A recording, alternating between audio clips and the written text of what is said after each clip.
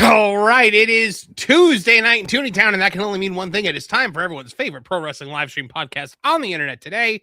It is time for Tooney Talk Wrestling. Folks, my name is Marvin, and I'm the Movie Monster, and we are here together with you guys tonight for another stellar week of wrestling discussion. We got a lot to talk about, and we're going to get right to it because I can't do it alone. I need the team assembled here. So let's bring him out. He stole a Hogan shirt from a girl.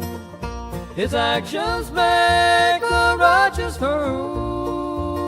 He fantasized about Lexa Bliss. Who is this guy? He's Arcadis. And here he is, Akadis, aka Dis. Hello, my friend. Hi. There was no sound on that. At least I didn't hear any sound. I heard the sound. I heard the sound on it. Weird. Everything's weird. YouTube made some weird changes, and it's weird. StreamYard made weird changes too, and that's why. So we are trying something new out tonight. We are doing a vertical version of the show, which is supposed to be easier for people that are watching on their cell phones. Plus the normal version of the show. So if you're looking at this right now and it's vertical and you're on a computer, switch over to the other version. I think they made 2 streams, which I don't love.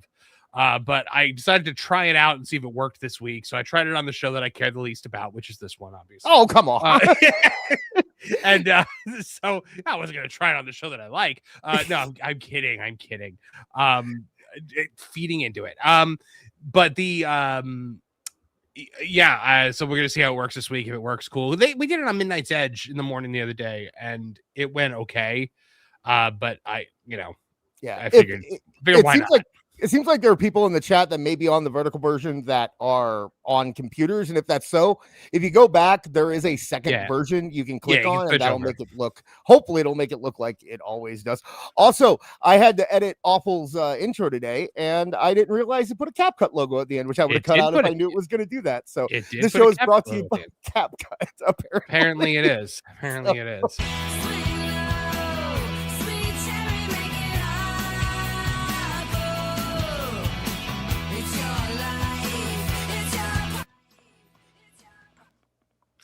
And Awful Wrestling is here, ladies and gentlemen. Good evening, everyone. What the heck was that you just did? I was trying to do my Bella Lugosi, but it just didn't pan out. Hey, I don't know. I'm excited for the show today. What about tonight made you think about Bella Lugosi? Actually, that freakishly AI generated image of me right before I came on. Yeah, well, it's not you. By the way, there's a big echo coming through. I think it's coming from Awful. Of course it is. Is it? Because it doesn't have. It didn't start until he got on, and he's not echoing. So true. Am I echoing? No. Now we're fine. Okay. But all right. Yeah. Before we dive in, I did want to address something. We are a community here. I consider the viewing audience, our friends, our family here in the Tooney Town community. And we had a loss this past week. And I don't know if you guys saw it. It was in the beginning of the intro. Ryan Damon, who has been a part of this community and this live chat since the very beginning of Tooney Talk Wrestling, passed away last week. And, tragically, horrifically, he's in a hit and run. So he was on his bike apparently, and he was hit by a truck that ran. And so we love you, Ryan Damon. We honor you. We miss you, and rest in peace, my friend. And thank you for everything that you did for this community. We really appreciate it. Definitely. Yeah. And to the guy that hit him and ran, I hope they find you. I hope they put you away.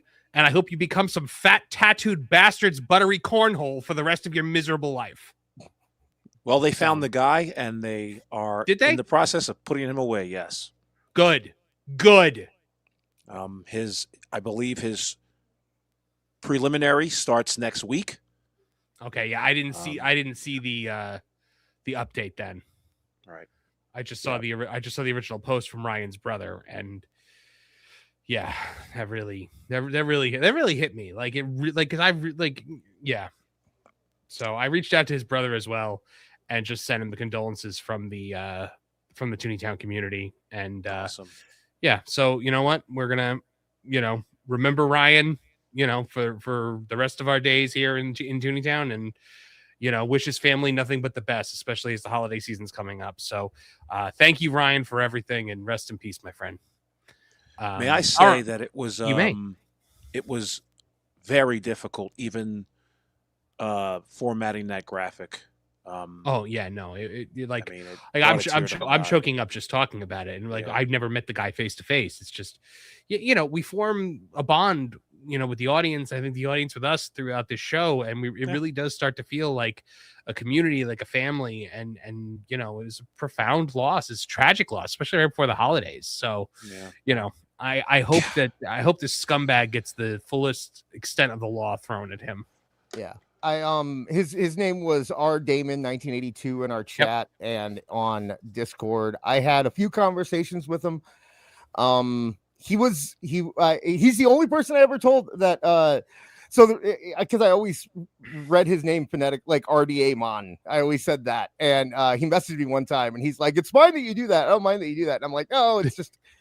They taught me to read with a bunch of dyslexic people, so I sound things out like that. And he was just really cool about it, and really nice guy, just a genuine, I remember he sent me he would always send me messages on Discord, just checking in and that kind of thing. And we remember that stuff. That stuff sticks with us. And I found out right before we went on Saturday for This Is Awful, and I didn't have the words. I didn't know what to say. It was just You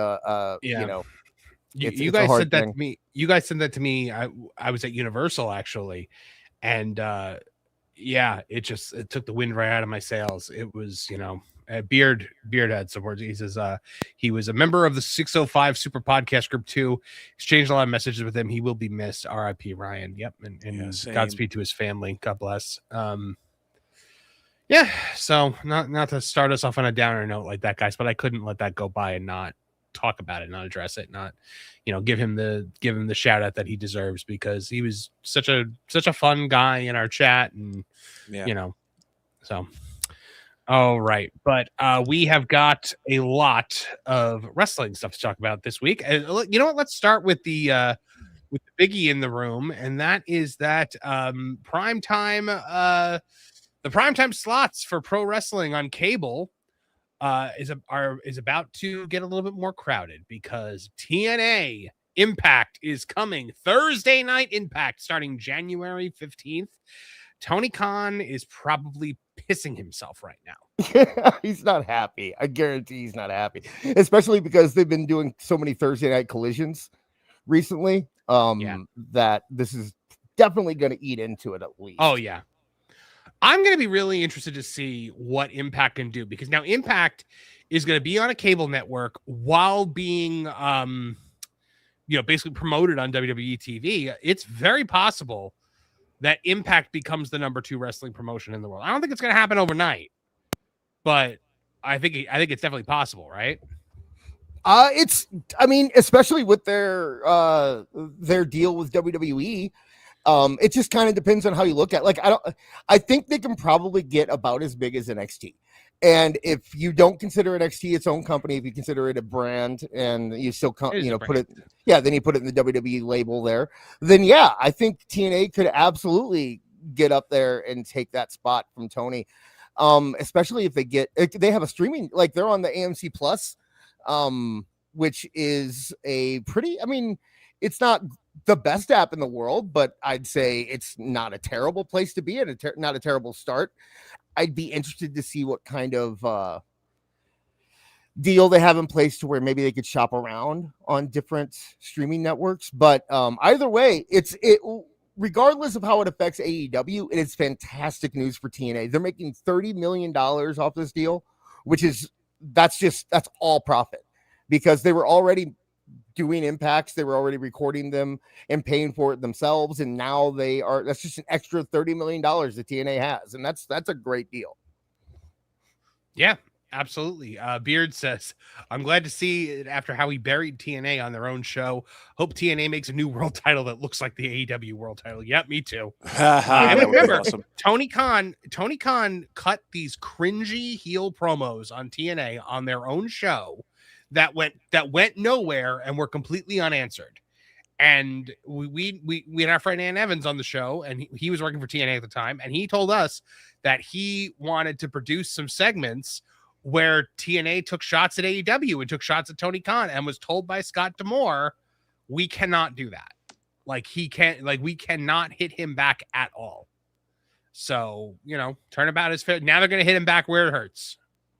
Right. Yeah. But again, you can now, because it's on Thursday nights. I mean, it'd be hysterical if they put it on Wednesday nights, but because it's on Thursday nights, you can watch wrestling now, every night of the week? Yeah. Almost. Well, yeah, how about that? Yeah, Monday through Friday, at least. Yep. And then on weekends, you have Collision, and if there's a pay-per-view, you have a pay-per-view. So the only nights that are missing really is Sunday. We've never had this much wrestling on TV before. My goodness. Never. And that doesn't include all the streaming services that offer things like you can watch NWA on Roku, MLW is on YouTube. There's never been, wrestling has never been this accessible before. Plus New Japan. New Japan, yeah, of course. What? Yeah. Where can you watch New Japan? I don't know. Don't they have their app? Oh yeah, you can watch that. And I guess if you really want to, you have ROH on Fridays too. So yeah, but who wants that? Nobody wants that. In the chat, someone said, and I don't know if that it was Meltzer, but they claimed it was Meltzer, but someone was saying that this would end the WWE TNA deal, and Carlos Silva made it very clear it's not that it does not end anything. Like in the press release for Impact, they mentioned NXT. So they did. They did. Yeah. They basically said, like, this is thanks to WWE. Like, our partnership is going to continue. It's the sole reason we pretty much got this TV deal. So, I mean, the WWE really kind of uplifted them here. But I've also read that that the WWE has like a 60-day exit clause once TNA does get. Okay, sure. Okay, close. Sorry, you're close on that. AMC has a 60-day clause. Where if TNA isn't performing, they can get out of the deal. So they do have a 60-day thing going in there. The first few weeks, they are going to load. They are going to have WWE guys popping up on this show, not just NXT guys. Like you're going to get Cody showing up probably, or AJ. I could definitely see them getting AJ for the first Impact, right? Oh yeah, definitely. Oh yeah. Who would you think? Like. I'm trying to think of who that was in. Kurt, maybe I could see them bringing Kurt in. R-Truth. I could see coming over, doing something. Yeah. Who should be there is Jarrett, but he can't. Right. Because he's in Tony Land. Yeah. WWE. So the WWE thing was that they had to be told before the deal was announced of where they're going. And basically, they could have pulled out of their deal at that point, but obviously they didn't because it's been announced. So clearly, WWE didn't pull out of the deal. But I see in the chat Bobby Roode. Yeah, they're saying Bobby Roode. They're saying Abyss, LA Knight. These are all big ones that could definitely show. Cody and Drew McIntyre had TNA runs. Pretty good ones too. So Punk was in TNA for like a minute. That's true. Yeah, but don't you run the risk of showing these guys front loading maybe the first two shows? I'm not saying bring them all in. I'm saying bring a couple of them in. Bring AJ at least, because AJ is Mr. TNA. Yeah. Didn't they used to call him Mr. Total Nonstop Action? Yeah, and I think he's probably going to have a full run in TNA at some point over the next year. With next got year another year in him for a full-time run. He said, well, I don't think it's going to be a full-time run. I think it's going to be a full run, meaning he'll do multiple shows, maybe hold a title. He's saying the 2026 is his retirement year, and if so, you got to figure that TNA is going to be a part of that. Yeah, I'd say give him one more TNA title reign. I would too. Everyone wants Santana win the title on that first night, but how crazy would it be if it was AJ? And I don't think there's one TNA fan who would be upset about it. So could Sting appear, or is Sting still under contract with Tony? Tony gave him a Legends deal. Yeah, he's still under Which contract. is basically Tony just pays him to exist. Right. What do you guys think? How about Chris Jericho making his debut? That's on TNA Impact. That'd be funny. Hey, you like TNA so much. Here, guess where I'm sending you. Man, by the way, speaking of Jericho, go ahead. Well, first, okay, so two things. One, Chris Jericho is going to show up on WWE TV with like a defined six pack in like the best shape that he's been in the last decade, and it's going to just make AEW look even more bush league that he got in shape to go back to WWE. He spent the entire time in AEW as just a thundering fat ass. That fucker is juicing up right now. Oh yeah, no, 100%. Well, I mean, he's Jericho's Zempic. But do you think that he actually is going to go back to WWE, or do you think this is just to make Tony give him $20 million a year? It could be either way. The word is right now that WWE offered him a deal that said, "You're coming in and you're to retire. We're bringing you in so that you can retire, and that's what you're going to get a retirement run, a Hall of Fame, thing, and we'll end your career right." And the Hall of Fame that Jericho shit all over for years, right? While he was in AEW. And Tony is still out there saying, we love Chris Jericho, so. I don't know. It could definitely be a curveball, and it could be a plan from the beginning just to make Tony look better, make AEW look good. Jericho, for all we know, has no intent on going back to WWE and is just doing this. I mean, he's done that. He does that stuff remember when everyone thought he was going to go to TNA? Like everyone in the world thought he was going to go to TNA. And why did everyone think that? Because Chris Jericho talks to Dave Meltzer and gave him all that info. And I'm pretty sure the person who reported that WWE offered him a retirement run was Dave Meltzer. So, I don't know. Take it with a grain of salt. I will say, though, Jericho is on Cameo, which means we have to do another Cameo game in the next couple weeks. Probably. Jericho announced Cameo, and so did Kevin Owens. So we have a couple newcomers to the Cameo game. Wow. Okay. What are their asking prices?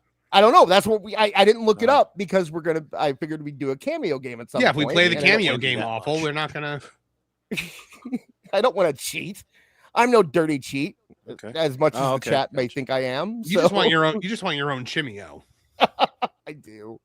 Did you know he was working for AEW like the whole time that we were doing? Yeah, he was working for AEW. No one knew. He didn't. I don't think he ever did anything there. But apparently, when you got the Cameo for Trish, he was probably still under AEW contract. That's funny. So that's funny. Yeah. So good job. I salute to TNA. Hope you can spin this into something good. Maybe bring back Vince Russo. Just to really. Oh yeah. You've got a good month to change that shitty logo. It's the TNA logo. You don't like it? I know it's ugly. It's been ugly for its entire existence. It's been ugly. Yeah, but that's the logo. It does look like an indie company. It does. But might want to get the WWE marketing team on that one. Also, I'll say this: it's better than their rebranding logo that they did that one time, where it was like they were trying to be all cool and hip, and it's better than that. I like the TNA logo. It has the X, so it like represents the X division a little bit. I don't. We do have a thing from Carlos Silva if you go down where he explains that he'll still be working with NXT, but we kind of already. Oh yeah, right. Where is that? That is TNA NXT. Here we go. You are. TNA president Carlos Silva confirms TNA's partnership with WWE NXT will continue. It's a big part of helping us get this deal. It's a big part of now being able to almost give back a little and provide a big platform for some of those superstars as well. Yes, you're really giving them a platform. The storylines, the things we're doing together, they're just going to continue to grow into 2026. So. We make that joke, but I would say that there's a few people in WWE that have been helped significantly by the AEW partnership. I think you mean TNA partnership. Yeah, sorry. Santino's daughter, I think, became a bigger star off of the partnership. Okay. I think Trick actually became a little bit bigger star off of the partnership. So there's a few people in WWE that, got a little boost off of it. So yeah, I don't know. I think it's good for everyone involved, honestly. Absolutely. Absolutely. Well, guys, as you know, this is a show that is made for you and financed by you. We do counting a generous super chats to keep the lights on around here, and we do stop between the segments to take your super chats and read them aloud. We do take breaks for $50 or more. So if you send in $50 or more, we do stop to read what it is you have to say. So let's see what's going on. Ewan Cumia for $5 says, waiting for Bret to make an accusation about Glom Gold. Glom Gold! Glom Gold! Glom Gold! Glom Gold! And then Regina Sharp for $10 says, it was me, McDuck. It was me all along, McDuck. This message brought to you by... Hold on, I gotta play it again. Glom Gold! Glom Gold! Glom Gold! Glom Gold! Always has been, always is, always will be. Kareem Harper for $2 said, R.I.P. Ryan, Godspeed, absolutely. Ewan Cumia for $5 says, in memory of Ryan, Glom Gold. Huh? All right, one more time. Glom Gold! Glom Gold! Glom Gold! Glom Gold! Mike Glass for $20 brings to 42.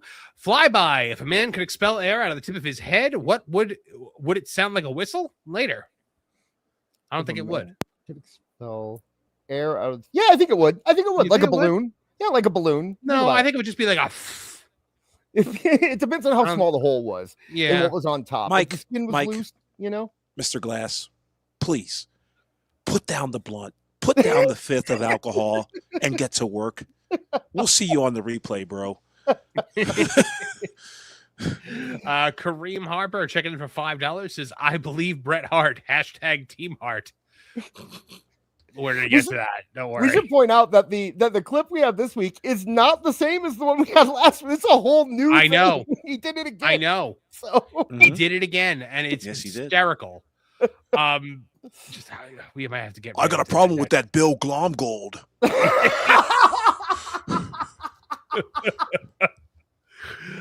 Chef Eddie for $5 brings to 52. Says the horizontal chat is way better than the vertical chat.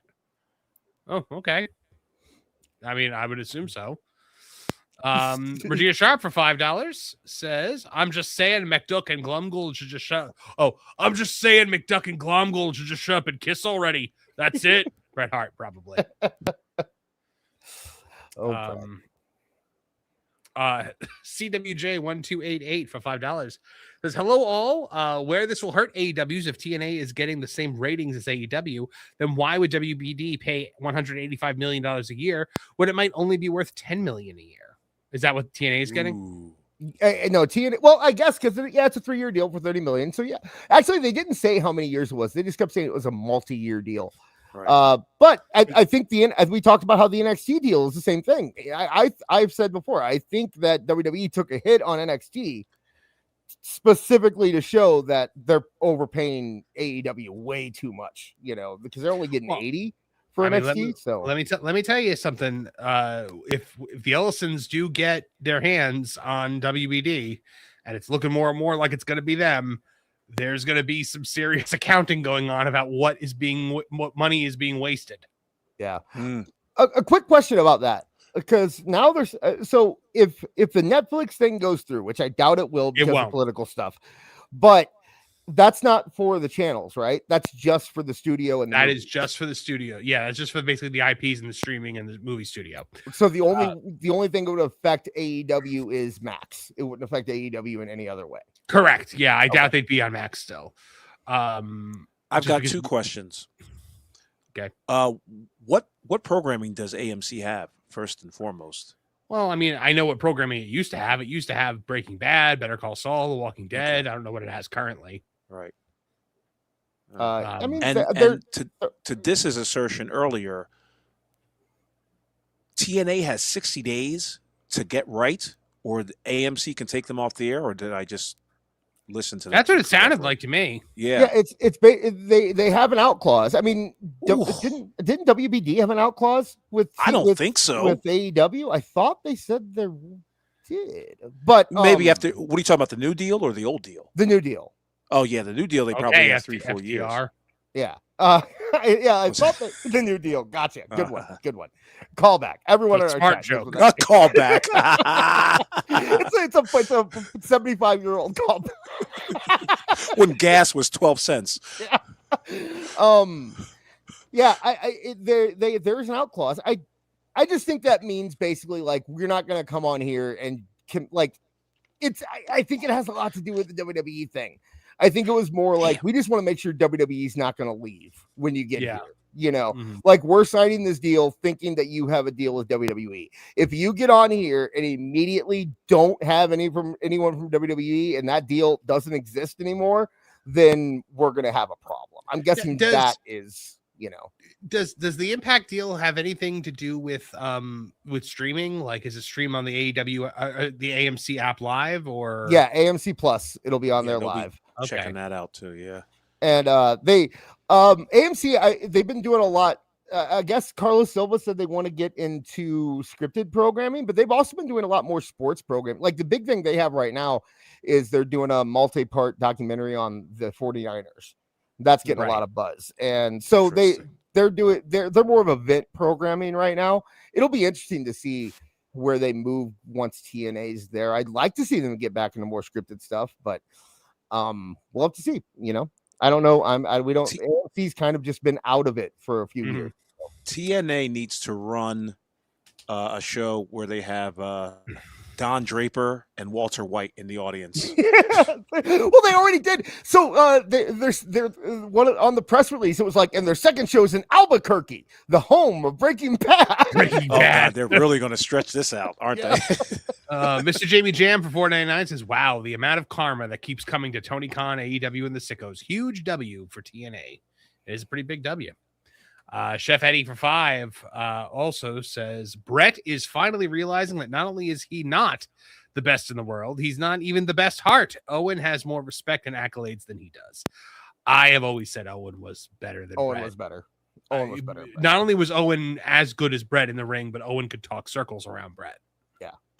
Owen wasn't as marketable. Like, I mean, obviously he didn't have that look that Bret had. But in about every other measurable aspect, I like Bret. I liked Owen better. So I'd like to hear what Awful thinks, because Awful was a big Bret guy. I'm a huge Bret guy. He never Owen was money, good. Right? Yeah, he didn't really draw any money. Okay. Owen didn't either, to be fair. Owen didn't either. But I liked Owen Hart, but he wasn't anything like he didn't feel main event to me like Bret Hart did. Of course, he didn't have the rocket push. Bad choice of words, but he didn't have he didn't have, huh? He was called the Rocket. He was called the Rocket. Yeah. All right. Sorry. Wordplay. Thank you. But he didn't have the machine behind him as Bret Hart did. That's all. Yep. And Jim Neidhart kind of ruined his aura. Yeah. You know what I mean? Like putting him next to Jim Neidhart, it's just like, what are you trying to do? And Coco. Like, when he was Coco. Yeah. With the Zubaz pants, the flashy, the MC Hammers. Regina Sharp for $5 says, the TNA logo looks like a rejected Batman Batarang. It does. Regina. So beautiful. So true. So true. Kareem Harper for $20 says, Team Hart. I believe in Bret. Let him speak. P.S. Also, donating for that promised Tooney Khan interview, I want to ask a question. Well, we got to get to $300 for that. We're at 102 right now. So we'll see how that goes. What? We got to interrupt. Kareem Harper for $50. Wow. Bring us to 152. Thank you so much, man. Says, guys, AMC is huge. Marketers like us love them because of their broad demo reach in the U.S. They get 5 to 6 million in the U.S. alone, content and channels, OLV, CTV, YouTube, social, etc. AMC is no joke. Also, theaters, original IPs, merch for shows, and Rice IP. No, I agree. AMC is a legitimate network. Like, I think AMC is a bigger network than TNT and TBS. It's had more original hits than them. It's been more relevant than those in many years. AMC, they are the theater company. I never knew they were connected. I didn't know they were connected either. I wasn't. But sure if he's in marketing, he would know. So That could be huge if they are, because AMC is still it's either the number 1 or number 2 theater company in the United States. Getting that brand, I think AMC is number 1. I can't think of another. Regal? I don't think Regal is. Oh, Regal, yes. I was thinking Regal. The 3 biggies are like AMC, Regal, and Cinemark. Right. Hold on, I need to look this up. Getting that brand on movie, like they could put that before every movie that anyone sees in an AMC theater. Yeah. I mean, that would be a huge win for TNA. If it's the same company. I'm asking right now. No, the cable TV network AMC Networks, which operates channel ABC, is not affiliated with the movie theater chain AMC Entertainment Holdings. I'm going to continue to believe our $50 super chat because he paid us $50 to believe it. This is true. That'll pay for 2 tickets to a movie, by the way. It will. One after YouTube takes their cut. Yeah. Now you got gas money. Captain JPS. There we go. What? AMC is big in the UK for cinemas, apparently. Okay. So there you go. Captain JPS 47 for $5. Like it or hate it, that is TNA's brand. All the changes they've tried over the last 15 years sucked. Also, R.I.P. Ryan. Yes, R.I.P. Ryan, indeed. So that brings us to 157. Guys, thank you so much for all those generous super chats. Kareem, thank you very, very much. I don't believe I've seen Kareem in our chat before. So welcome to the community. He tuned into This Is Awful on Sunday. Oh, okay. Well, I'm not there. So, but welcome. We're a lot like the Red House here. At the Red House, where black people and white people buy furniture. And Hispanic people too. We got one!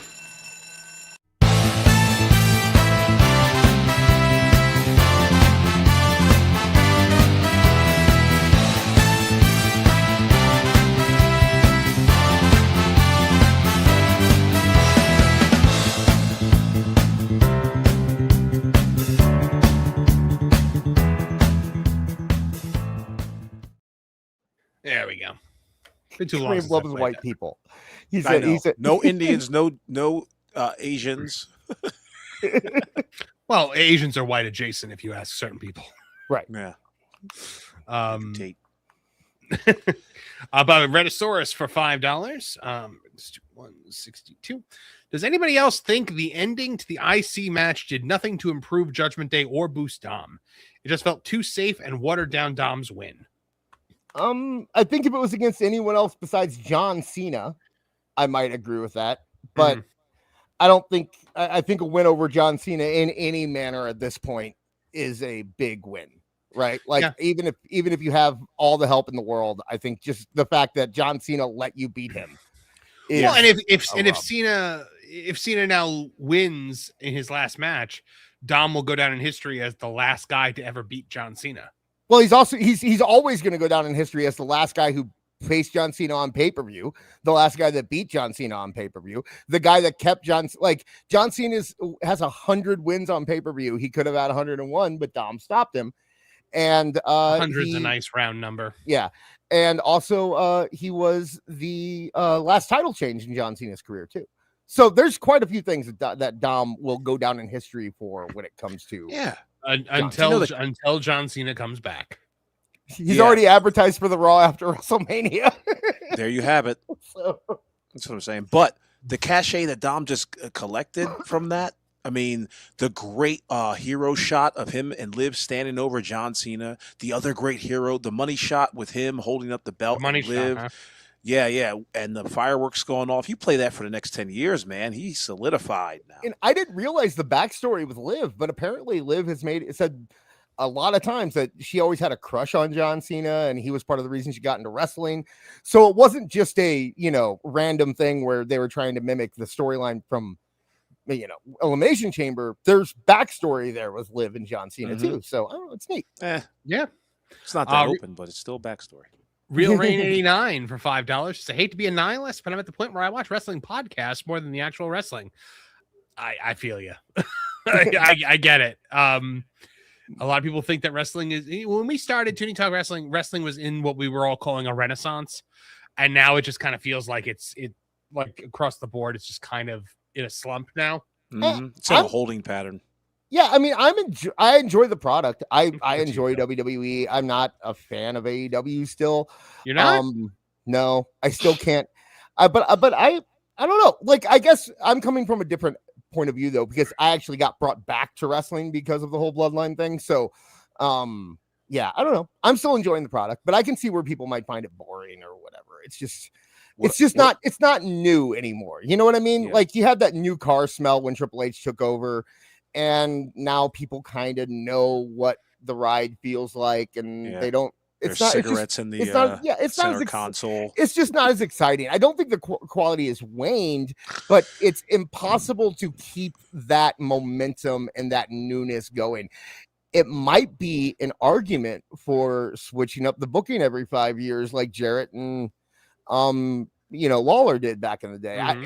It's an interesting thing to think about, and it sounds like they might be going that route when you consider the fact that Triple H is talking about his successors being like CM Punk and Cody Rhodes and Shawn Michaels.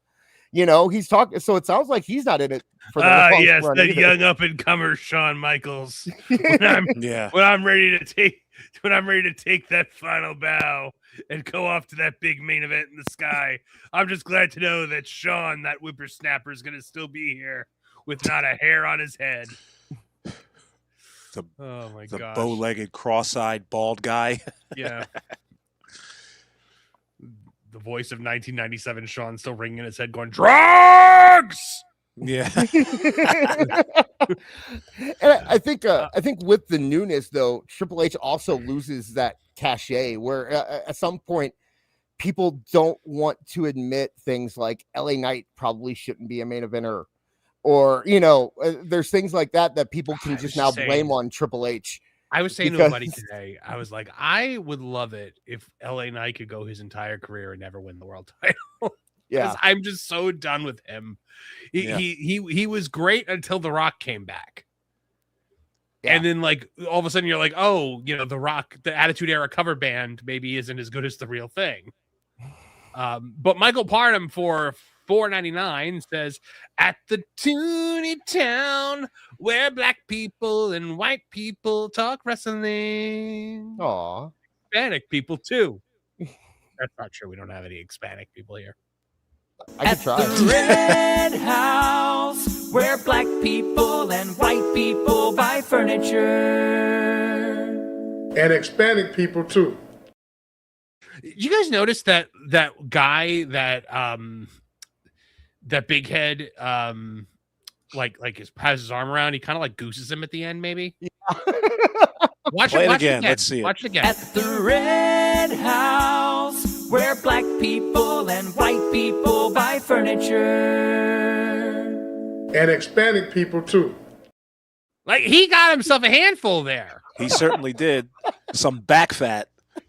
Yeah. I mean, he couldn't reach his ass, but right. He squeezed himself some big head back. I like the last shot of the black guy saying, and Hispanic people too, and there's a white guy sitting next to him with 1,000-yard stare. Well, because after he goes, and Hispanic people too, 10 Gage goes, and all people. Oh man, and no, Dis, you're not going to pretend to be Hispanic for this. My entire Hispanic accent is Conan, so yeah, it probably isn't a good idea. Let's hear your Conan. Orale, arriba la laza. Peel my potatoes. That's what he does. They've been talking about they for life, but Wolfpack, somos unos fatos locos forever. A-S-A. Yeah, see, it's all just Conan. Yeah. Man, Conan made an entire career in WCW saying the same thing. It could be a promo that he has nothing to do with, but if the Wolfpack was out there, he had to get that catchphrase out. Yeah. And he tried to, and then when he joined the Filthy Animals, he started telling everyone to peel his potatoes and toss his salad, and tried to make that a catchphrase. Which put that on a t-shirt. AEW will. Well, I mean, AEW would in a heartbeat, but I don't even know what peel my potatoes means. To this day, I don't know what that means. I mean, I would assume it means to take potatoes that he intends to consume and to get the peels off of them. Hot. I thought it meant like, you know what really peels my potatoes? When I get stuck in traffic. Some shit like that. I don't think Conan thinks along those lines. Awful. What's his name? What's his name? The guy from 60 Minutes. Just go, you know what really peels my potato? Andy Rooney? Andy Rooney, yeah. That just gets me nettled. You know what really pulls my tip?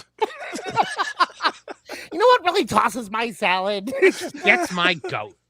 When people pull in backwards in the parking spaces. I know knew what that. really rims my ass. You know what really slobs the whore my down knob? the street. You know what really grabs my backpack? What really snorts my coke? Oh shit. Oh man, Real Rain said it. I don't like it as much as our idea. What? It means tickle my. I don't know. I don't feel comfortable saying that. Okay. I don't feel comfortable saying that. I am a child upstairs. Speaking of which, me and Marv were talking about that just before the show. I was like, you know what makes wrestling enjoyable? When you're sitting around a 10-year-old kid. Yeah. That's what makes wrestling It does. enjoyable. I've admitted that 100 times. Yeah, it's much more fun when I have a 10. We have to rent 12. a kid for He's Mondays. 12. He's 12 now. So, but yeah, Going still. on Pterodon flyers at Universal. You have to have a kid with you. Okay. Yeah. Breaking news. We have dissension in the chat on what peel my potatoes means. So I've got All right. Either way, this is Conan essentially asking on Nitro for gay sex acts to be inflicted upon him. right. Because pretty much everything that they're saying, we know what toss my salad means, but peel my potatoes, it's either anal sex or it's getting your balls licked.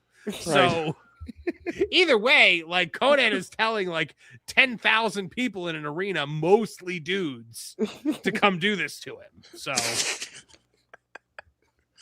Yeah, at least that's a good point. At least Big Papa Pump specified that he meant the freaks. oh yeah, When he no, said it was that. just the hooches.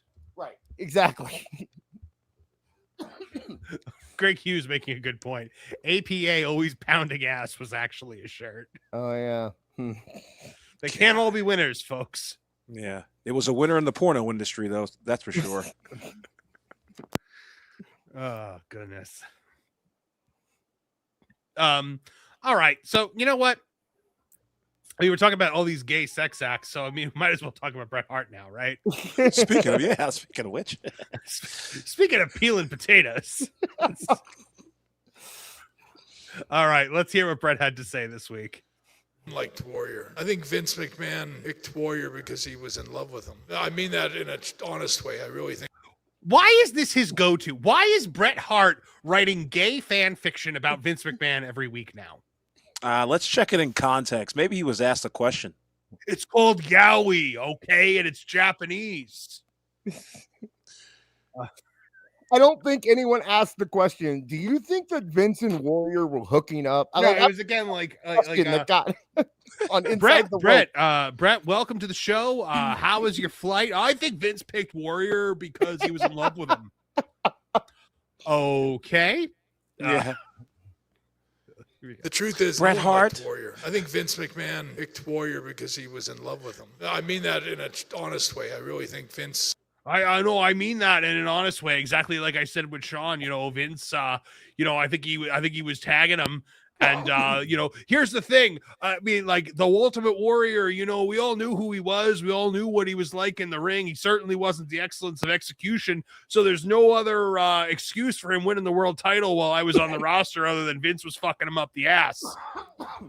It's actually funny. Every single person who's ever been world champion at a time when I wasn't was actually having gay sex with Vince McMahon at that moment. You know, Diesel was fucking him. I'm not going to say the Undertaker was doing. That's the one I won't go at. Yeah, Hogan. Oh, I am shocked, legitimately shocked that he has not said Hogan yet. I'm guessing he's giving it time since Hogan just passed. Yeah, but he's talking about Saint Warrior. Yeah, but Warrior's been like 5 years. Yeah, I'm sorry. Nobody got a post-mortem glow up like the Ultimate Warrior did. 100%. Yep. Absolutely. that guy, what nobody had a kind word to say about that dude. Like, if you want to hear what they all really think about him, watch the Self-Destruction of the Ultimate Warrior DVD. Mm-hmm. That they tried is that to, when like, Vince felt like he was jilted by his lover? Put this out. I have a not fun theory about this, but we can save that until after the fun. Okay, let's hear what else. So in love with Warrior. I don't know what they did behind closed doors or anything, but I don't know what they did behind closed doors, but I'm willing to pontificate. I believe it was involved peeling potatoes and tossing salads. Orale. Could you imagine if Bret Hart was a woman? His whole thing would be like, "Oh, he never had a big penis. He was gay." Yep, he'd be Missy Hyatt. He's just a yeah. Well, it's like you can imagine like Missy Hyatt saying like everybody that did better than me in wrestling was sleeping with the boss, but like Bret Hart saying it about everybody under the sun now is just it's my new favorite thing that happens. It's because he didn't get a seat. All because he didn't get a seat. They made him stand.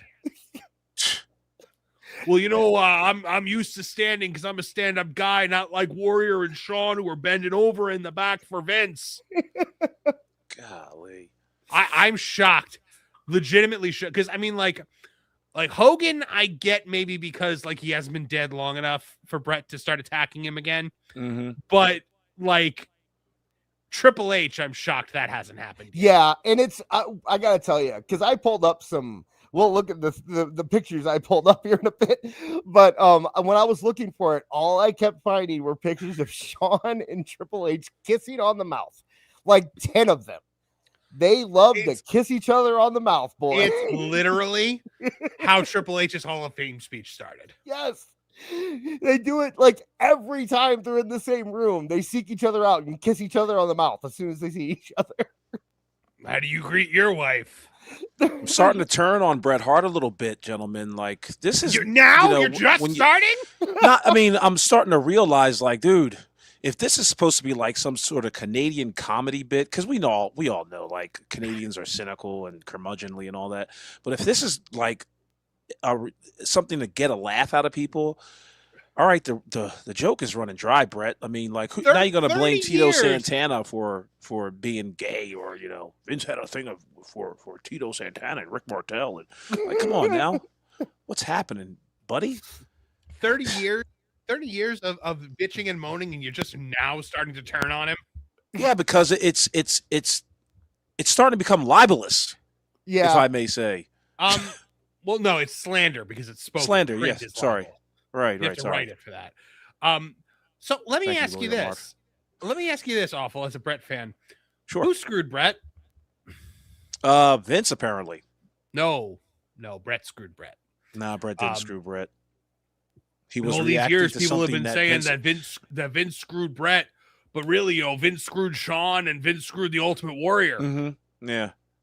If Bret screwed Bret, why was he involved in those secret meetings with Jim Cornette and fucking Triple H and, you know, the whole thing? Oh, like, don't tell me you're one of those Survivor Series was a work people. It was a work. No, I am. I don't believe it was a work. Oh, come on. If it was a work, it would have come out by now. It was nope, because Owen died.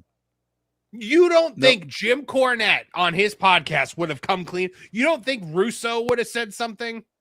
I don't think they knew. I don't think they were part of it. I think it was between Vince and Bret. And I think the deal was, we're going to do this. It's going to come off bad. And then you're going to come back in a few years and kick my butt.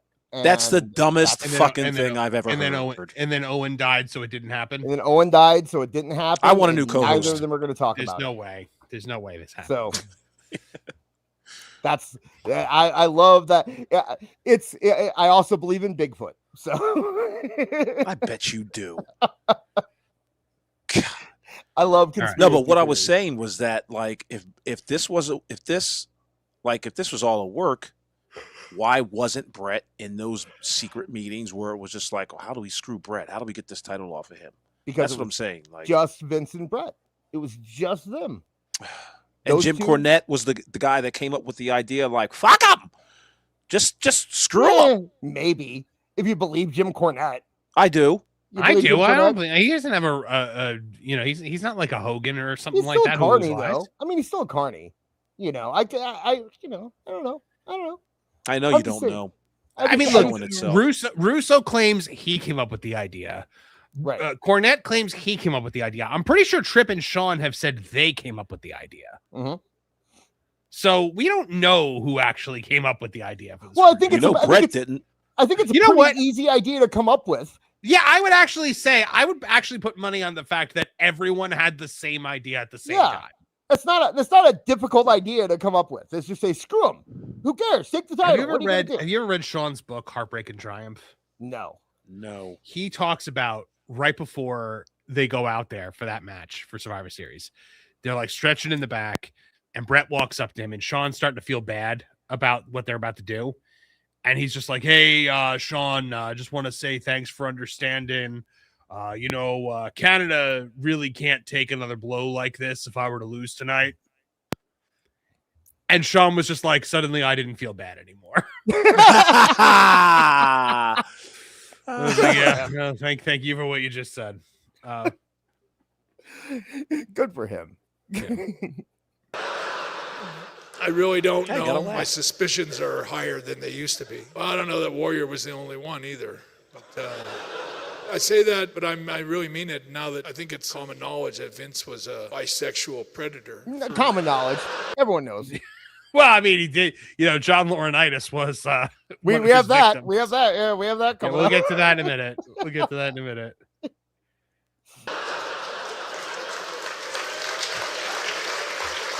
I mean that, and I think that's probably why I only got the title 5 times.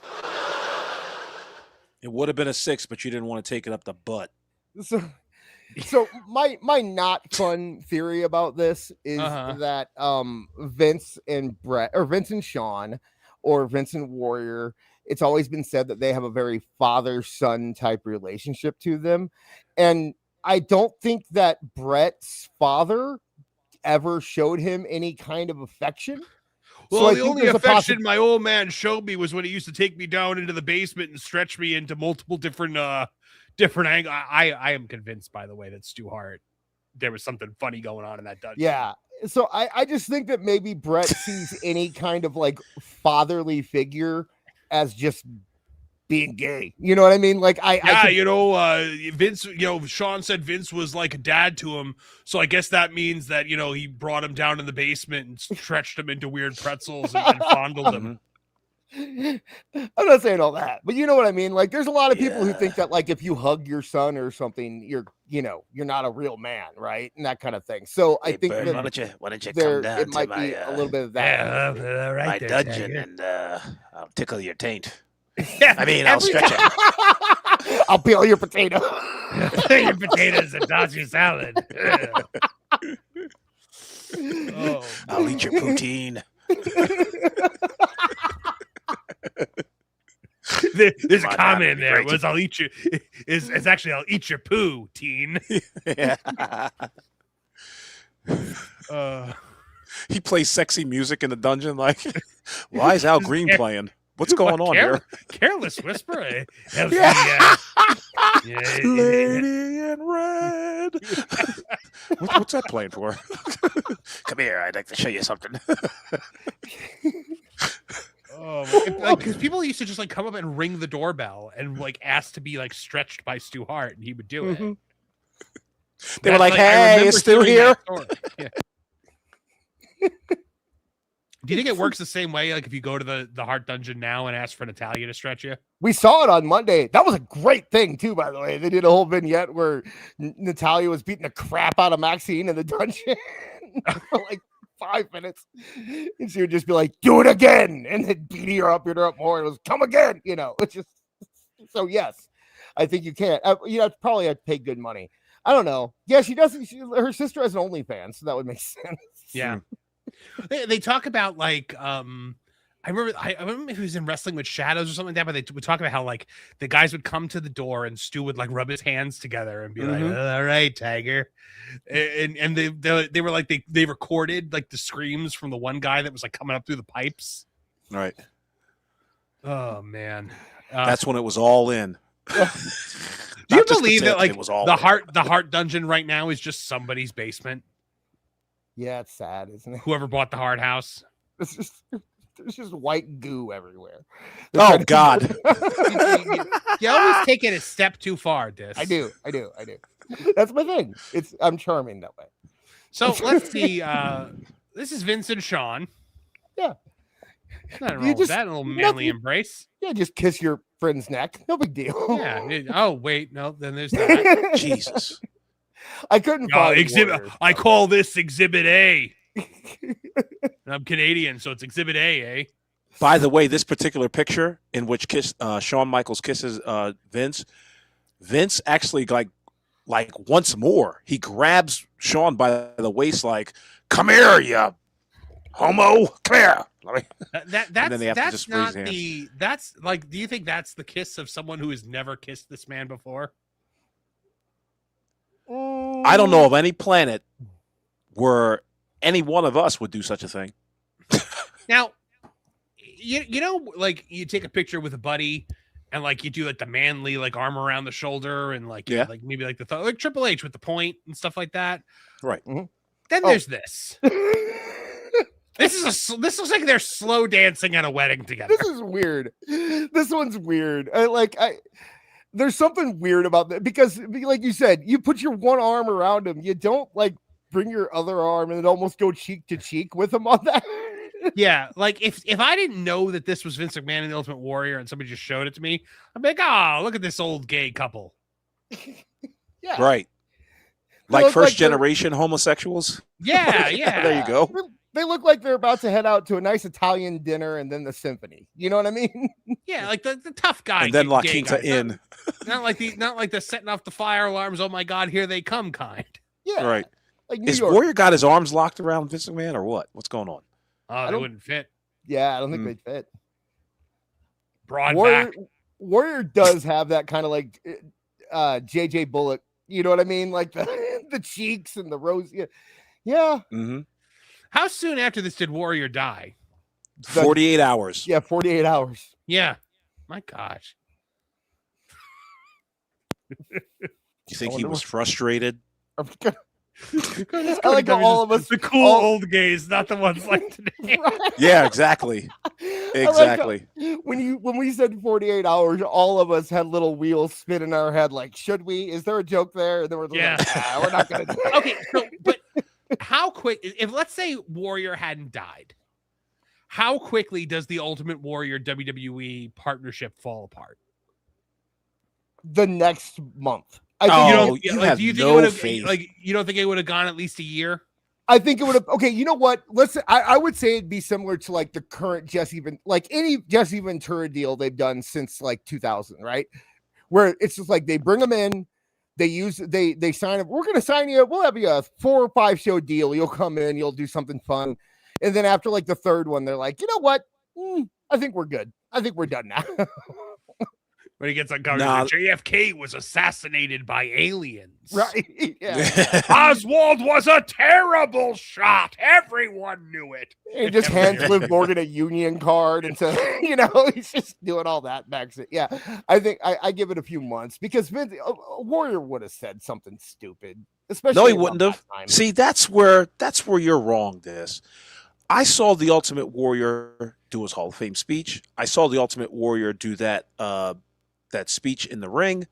He seemed like a changed man. Give the guy a little faith. If he'd still lived, I'm sure he'd be hawking Ultimate Warrior I will say merchandise. It was that promo he cut on Monday Night Raw the day before he died. That was the most coherent promo that man ever cut in his life. Right. And I always discount the fact that he did that was right after he had those 2 girls. And having kids always changes people. Of course it does. So, yeah. Can we please get that Ultimate Warrior workout school? Oh, please. Again? I could probably get it before the end Can of the you show. find that again? Because we gotta find that shit. That's the first thing I thought of. I was just about to make comment like before Ultimate Warrior had kids, watch the fuck out for yours because he was a tyrant to those kids. We'll do the Lana story, and then when you're doing the next Super Chat run, I'll look for it real quick. Oh, man. You guys are running like a bunch of Fs. Oh man. So yeah, there you go. Bret. Who is Bret Hart going to say that Vince was gay with next? Johnny I Ace. want to say Johnny Ace, maybe Tripp. So the Johnny Ace thing, Lana was talking about this, and she said it was a little awkward when I had to practice that kiss with Dolph, and my at the time boyfriend was in the room. The whole thing was funny because Johnny Ace and Vince McMahon show what we needed to do, and they got up real close, super real close to each other. Yeah, showing how it needs to be done. We're giggling, and Vince is like, "No, we're all professionals here. We're all grown adults, thick, supple, meaty adults." Yeah, come here, you beautiful. Come here, you beautiful, raspy bastard. So that already helped me go down his throat. Okay, these grown men are very, it's very professional.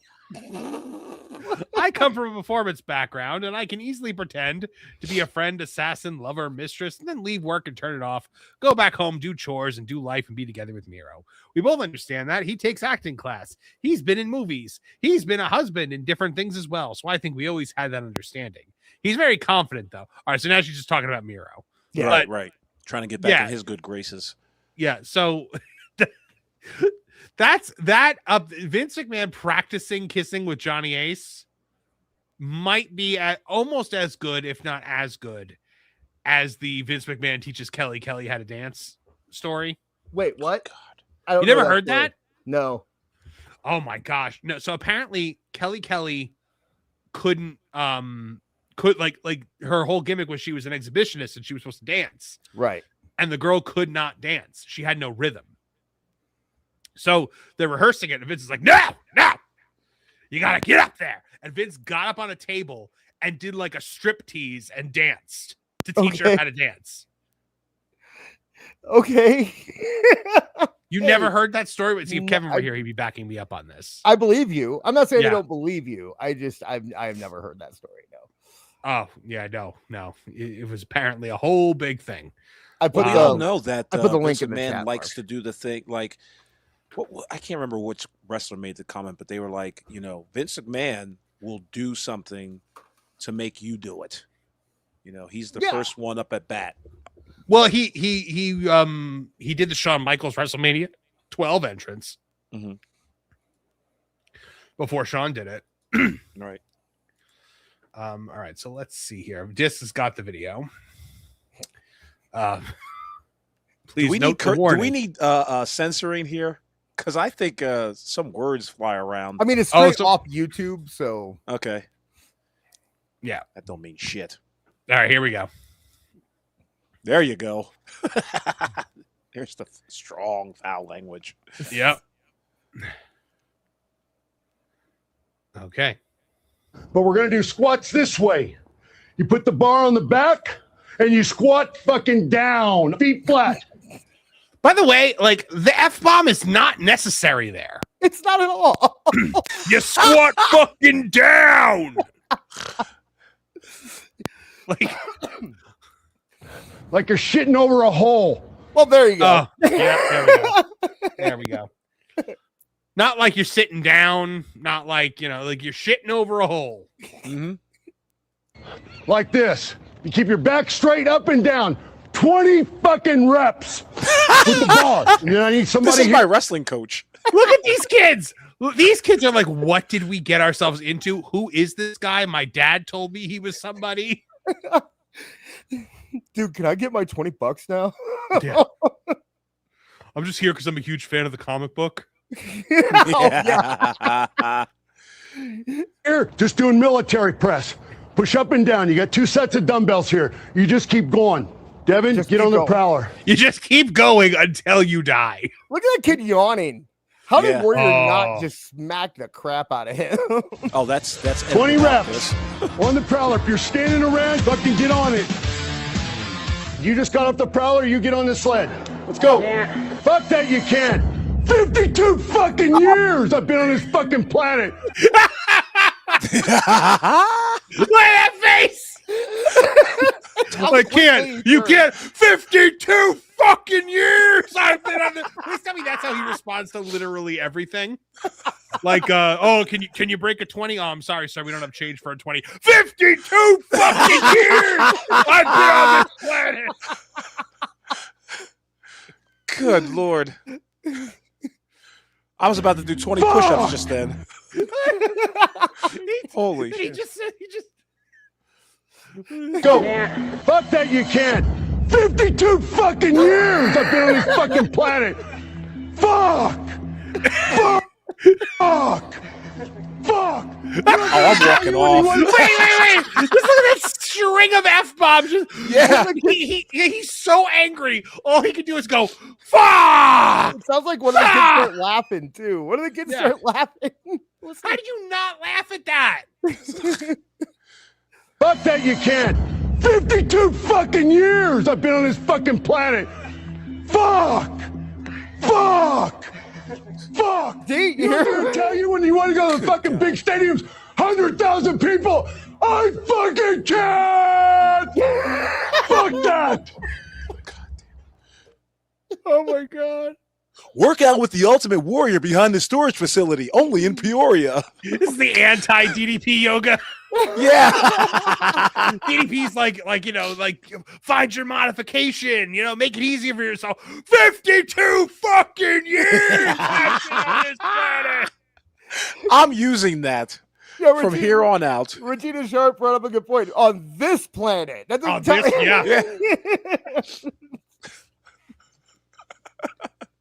My home planet of Titan.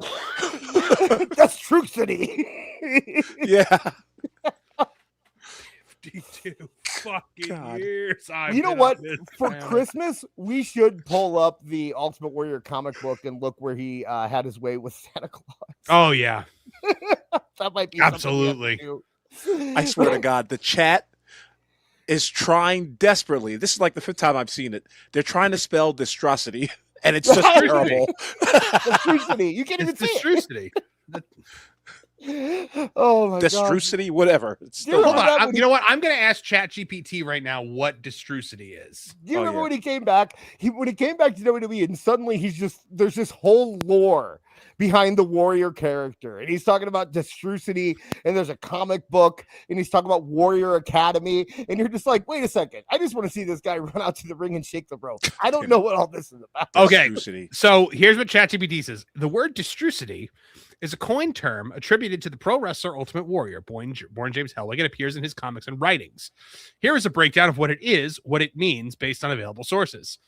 In the comic book tied to the Ultimate Warrior, distrosity is described as a constellation existing in the heavens, which symbolizes the 8 disciplines by which warriors choose to live their lives. Okay. It's also described as the creating of a truce between one's destiny and one's reality, promising to stay true to what one is destined to be, yet accepting what is the now, one's reality. The 8 disciplines referenced include things like physical, beliefs, moment of mastery, attitude, commitment, association, integrity, and wisdom. It is both philosophical, spiritual construct, and a personal ethos of the Ultimate Warrior, living according to certain core principles. The notion of the constellations and terrain around it suggests it's metaphorical rather than literal in his own mythos.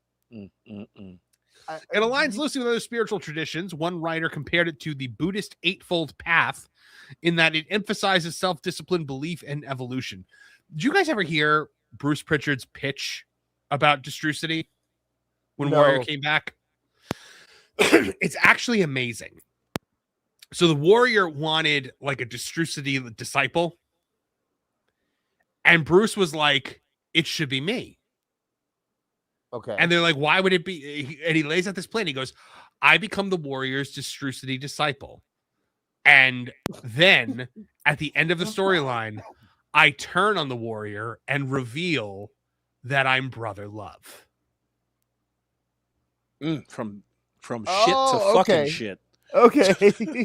Because I guess the Warrior was involved in Brother Love's last appearance. Okay. I heard that and I was like, that would have been awesome. But apparently the Warrior hated it because he didn't think Bruce would commit to distrosity. God. Distrosity sounds like some fucking prescription. Is it distrusity or distrosity or like? Look, I've never heard the Warriors. Right. I've never heard the Warrior speak the word. I have heard Bruce speak the word, and he's the one that heard the Warrior say it. Yeah, it's a made-up word. So I think any way you spell it or pronounce it is correct. Is what I'm saying. I don't think you can get it incorrect, especially because Warrior's not here to tell you you're wrong, right? Yeah. How great would it have been though to have a Brother Love run in the mid to late 90s? It would have been really good. So do you think that Warrior was just writing this down, being like, yeah, it's gonna screw Hulkamania. I got distrusted. Like this is obviously his it's supposed to be, I honestly think that he like really believed in like the Warrior gods and all that stuff. Like, you know, like it's, you don't come up with those promos without being crazy. Or right. Yeah, you could with Coke. Coke can do it. A lot of it, you know. like a ton. Like a lot of it. I just picture him looking at like Hulkamania and being like, oh, Warrior Mania? That doesn't work. Warrior Maniac? No, I can't. What's another word I can come? Screw it. Just they used to say Warrior. They used to say Warrior Wildness. Oh, they did. Yeah, and then it became One Warrior Nation. Well, no, it was Hulkamania, Macho Madness, and Warrior Wildness. That's awful. That's terrible. Yeah. Hulkamania was cool. Hulkamania was cool, and Macho Madness was pretty cool too. I think. Hulkamania may still have the best logo ever.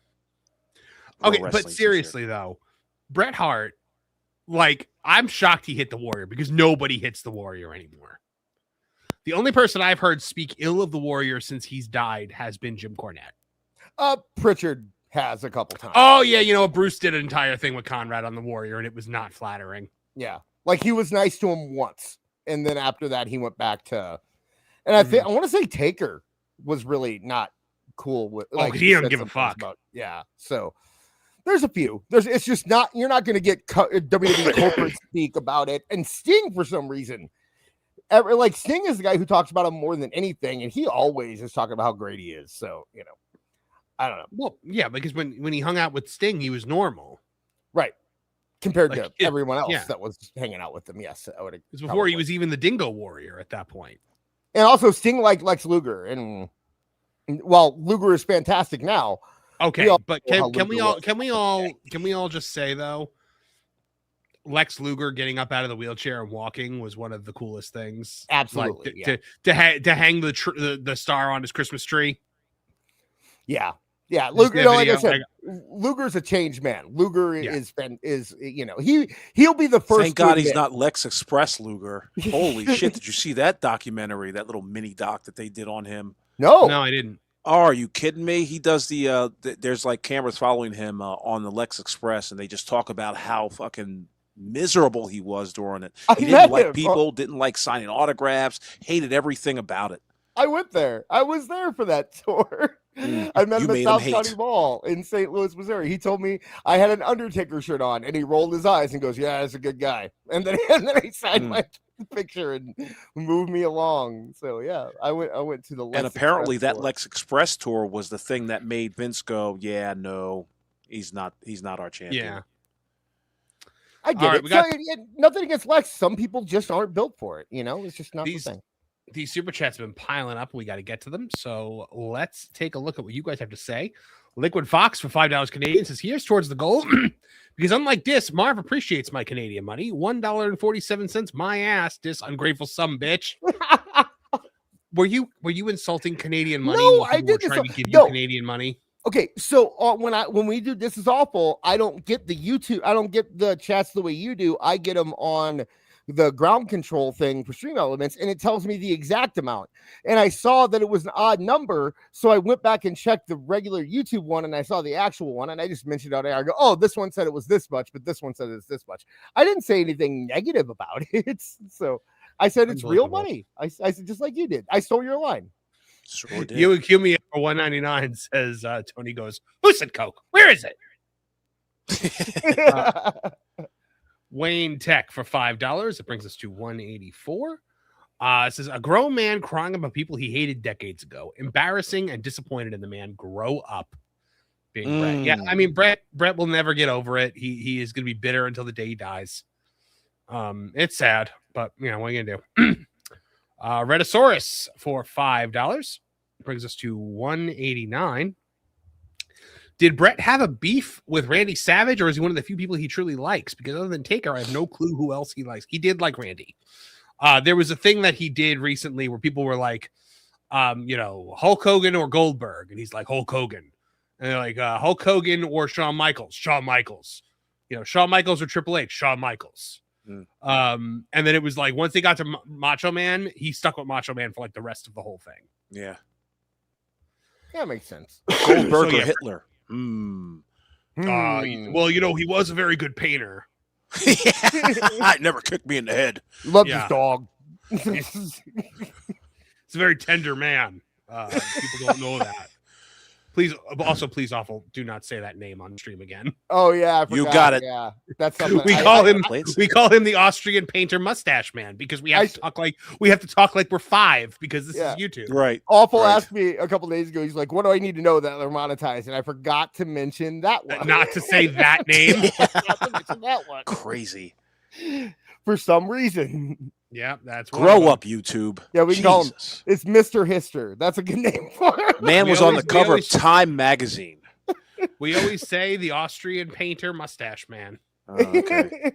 And if we have to say the people that he was associated with, we say Yahtzee. Yeah. It's very dumb. Yep. It's like how we have to say grape. It's very stupid. Mm-hmm. GD425 for $5 is somebody who hasn't been watching wrestling for too long. Is there anyone in the industry Bret actually likes? Well, there's Bret. Macho Man. We mentioned there's that. Macho Man. There's he likes Seth Rollins, CM Punk. He does. Yeah, he likes. He likes Cena. Yeah. He said he liked Gunther for a while until he started saying that he couldn't throw a chop. So I don't know. Yeah, he likes Kurt. He likes Sting. Him and Sting are buddies. I think he likes FTR because they saved his life. Scott Steiner. Yeah, I mean, like if he didn't like FTR, I think bald FTR would throw himself in front of a bus. Mm-hmm. He likes anyone who really likes him. If you show respect to Bret Hart respects you. Yeah. So you know what? That's a good because he was always talking about how great Gunther was until he came to WWE and Gunther cut a heel promo on him, and then he left and was like, "Yeah, he can't throw a chop." Like, yeah, he said he liked Bill Goldberg, so now I don't like him. Does he think it's real? Does he think wrestling's real? It's the realest thing I've ever felt in my life. He likes anyone who like wears pink and black when they come to the ring and does a Bret Hart move. He likes all the girls. I haven't heard the Funkadactyls came down in pink and black. Wait, because no girl wrestler has ever been like a threat to him. Right. It's my favorite was he was on Jericho, Talk is Jericho, and Jericho was like, oh, you had that match with Davey Boy Smith in his home country, Wembley Stadium, and I mean the crowd was just nuts for Davey Boy that night. And he goes, oh, actually, I was more over than the Davey Boy in London that night, but I think they all felt they had to cheer for him. Because of national pride or something. I'm like, really? You couldn't give your dead brother-in-law this one thing that on one night in his home country, he might have been a little more popular than you? I can't with this guy. I really can't. I can for a few more years. You and Kimia for $5, bringing us to 204. Says Vince couldn't decide who was better, Linda or Patterson. Well, not that he would know with Linda. Yeah, right. He found out at least twice, but that was about it. Kareem Harper for $5. Says, don't you dare blaspheme carnies like Uncle Jim Cornette. Don't you blaspheme up in here, Dis. Well, this has got to pee, but I got to ask you something, Marv. When's the last time you listened to Jim Cornette and his podcast? It has not been since an issue with a good friend of ours happened. Oh, yeah. I've literally not listened to a second of it since then. Right. I might listen to it again in the future, but I haven't, like, it's not like anyone asked me not to. It's just, I just haven't been able to bring myself to it. Right. Like I honestly, it's just, I'm not consuming that much wrestling media in general. Right. So, why do you ask? Just asking out of curiosity. When's the last time you listened a little to it? bit? God damn. Even before the whole heckle incident, I mean, it just became, you know what it is? You just want to hear Cornette. If that makes any sense. I don't want to. I'm not interested in Brian Last, although Brian Last he's starting to talk more. Yeah. And like when I'm in a situation where I'm listening to one of these like legend shows, and you hit the nail on the head here, Awful. I just want to hear them. Like, like Conrad used to have a good like balance with this, where like he would just kind of introduce the concept and then let Bruce or Tony Schiavone or JR or whoever it was run with it. Right. And then Conrad started weighing in a little too much. Mm-hmm. Yeah. I think Tony ruined Conrad because it really started on Tony Schiavone. So if you notice, it was what happened where Conrad became more of a co-host and less of a guiding the conversation type thing. Right. You know? Because we were talking about when the last time we watched Cornette was, and I said I haven't listened since all the stuff went down with Travis. And Awful said he wants to hear Jim. He doesn't want to hear Brian Last. I think Jim doesn't want to hear Brian Last, gentlemen. I think the last time I heard Jim Cornette, you could hear Jim when Brian Last interrupts. You could hear Jim go. You can hear it, and it's just like, is Jim kind of sick and tired of Brian Last too? I think it's because he makes him way too much money. In a perfect world, a host for a show like that you shouldn't even remember their name. It should just be the guy who sets them up. Brian has always been very good at bowing out of the conversation when Jim starts really rolling on a rant. Yeah, like because Cornette will go for like 5-10 minutes at a time, just ranting about something. And typically when that happens, Brian Last bows out like Michael Cole in an emotional ending of Raw. Okay, like, you haven't listened. Yeah, I think that's changed over the past couple of years. Has it? Yeah. Okay.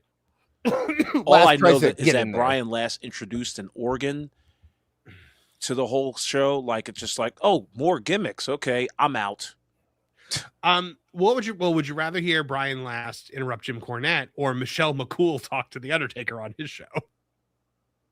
I want to hear Michelle McCool talk to Jim Cornette. And Brian Last talked to Undertaker. I was talking to somebody at the Michelle McCool thing the other day, and they were like, WWE like owns that podcast now.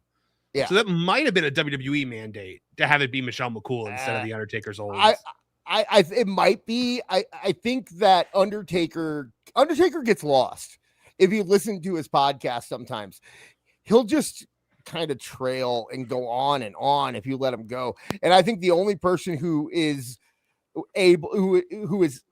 like legitimately able to stop the Undertaker from doing that is probably Michelle McCool.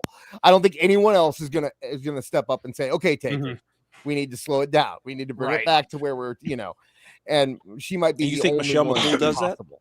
That? I think he doesn't trail. I don't think it's good. I don't, but it's not for me. It feels like a Bella podcast now. Honestly, it's weird. Like a Bella podcast? How? Like it seems very female focused now. Like it seems a lot like it's like this is the Michelle McCool I only show. really watch clips of that. I've never actually listened to an episode of the show. Yeah, it doesn't feel like Undertaker has any, like he actually wants to do a podcast. He seems like he's doing this for her. You know what I mean? Like the only reason he's doing it is because we've all dated a girl in the past where it's like, hey, yeah, I'm going out with my buddies and we're drinking tonight and we're having a party and blah, blah, blah. It should be like, oh, cool. Can I come? Yeah. Fuck no. What's the matter with you? But then Taker's the guy who says, yeah, babe, come on. It'll be great. Yep. And then shows up with his girlfriend and you're like, oh, yeah, we love That's having her around. The Christopher Moltisanti yeah. drop, like, and get my supper ready.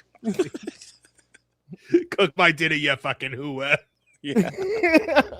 I love that when my wife and I were watching The Sopranos, she loved the way they said who. Yeah.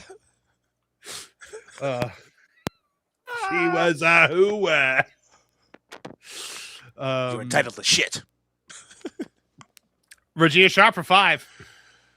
Brings us to 216. Says Bret Hart just put out that he was never invited to the exceedingly happy backdoor slapping parties Vince threw. Probably not. Chef Eddie for $5 says, to be fair, at least Vince was giving it. Tony's taking it. I could see him saying, yeah. Regina Sharp for another 5. Brings us to 226. So Shawn's eyes are closed in that picture, by the way. Good God. Thinking it was sunny. They are closed. Both of them. Look at the other one. They're closed in both of them, I believe. So. Now, that's rare that both of his eyes closed at the same time. So. CM541975 of $5 says, I quote Airplane, Warrior, do you like gladiator movies? 2, 1. Okay. Mike Glass for $5 says, another flyby, RIP Ryan Damon. Yes, indeed, RIP. Indeed. CWJ 1288 for 2. Imagine AEW if Tony Khan had the same mindset as Vince. I think he might, in some senses. We're getting that right now, gentlemen. I think Tony Khan is far more like Vince than than people think he is. Oh, I agree. Well, because he does a lot of the same like business stuff that Vince does. Right. Yeah. And he's got the same kind of like weirdness about him that Vince did a lot of times, you know? Yeah. Yeah. So I can believe this. I don't believe you, Marv. The business aspect, no, not even close. Vince is very shrewd. Yeah, but I mean, like Tony does a lot of like the scummy things that Vince did. Yeah, I would agree. Okay, I don't mean like he's a good businessman like Vince. I mean he does like a lot of like the scumbag things. Like Tony does. Yeah, Tony does the thing where he will run a company out of business and then blame the other people for running the company out of business. That kind of stuff. Yeah. Okay, gotcha. Yeah. Tony does things like add injury time onto contracts and not grant people releases, even though he said in the beginning that he was going to give anyone a release that wanted one. Right. Sit people at home instead of trying to find something to do with them. Yeah. You know, yeah. Regina Sharp for $5. Destru City is the little known European sister city of Gotham City. I think you're gonna have to fire up that voice changer tonight, Mark. Maybe. I brought us to 243. Kareem Harper for $5 says, who needs to be suplexed? We hit 300. Also Team Heart. That brings us to 248. Kareem. So we are about hold on. 52. Yep. Kareem Harper for another 5, which brings us to 255. Says, if it is real to Bret, gosh dang it, it's real to me, damn it. Team Heart. And then Ewan Cumia for $2 brings us to 257. Says, Brian likes the Mets. That's really low. Yeah. Mets are pond scum. You tell him. So I like the Mets. Go Phillies. I mean, I don't watch anything. I don't watch baseball, but like when I did, the Mets were my team. The Mets are the one team that Cardinals fans and Yankees fans can get together and say they hate. I guess the Red Sox too. Now, it wasn't that way when I was a kid though, because the Red Sox didn't do anything to the Cardinals until like 2005 or something. So, and they made a whole movie about it. So, Paul Heyman was in the news this week. This is so dumb. It's so dumb. So let's take a look. Okay. Get him out of here. Yeah, hold on. So Heyman is walking through. I'm going to kill the sound here. Here he goes, walking through. Kid comes up, lays hands on him, and Heyman just shoves him out of the way. It looks really bad from that angle. It really does look bad. It really does. No, it doesn't. What are you guys talking about? No, I'm not saying that. Like the kid came up and laid hands on him. That was, He was in the right. I'm just saying that taken out of context, people see that video and it can look pretty bad. It was a stunt, Granny. But when you see it from the other angle. Yeah, so we'll see it from the other angle. I'll say it one more time here. Get out of here.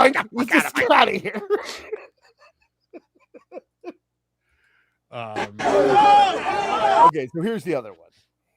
Look, I have to shove away anyone that comes at me because you never know when it's Tommy Dreamer in disguise. It might be Tommy Dreamer come to kill me.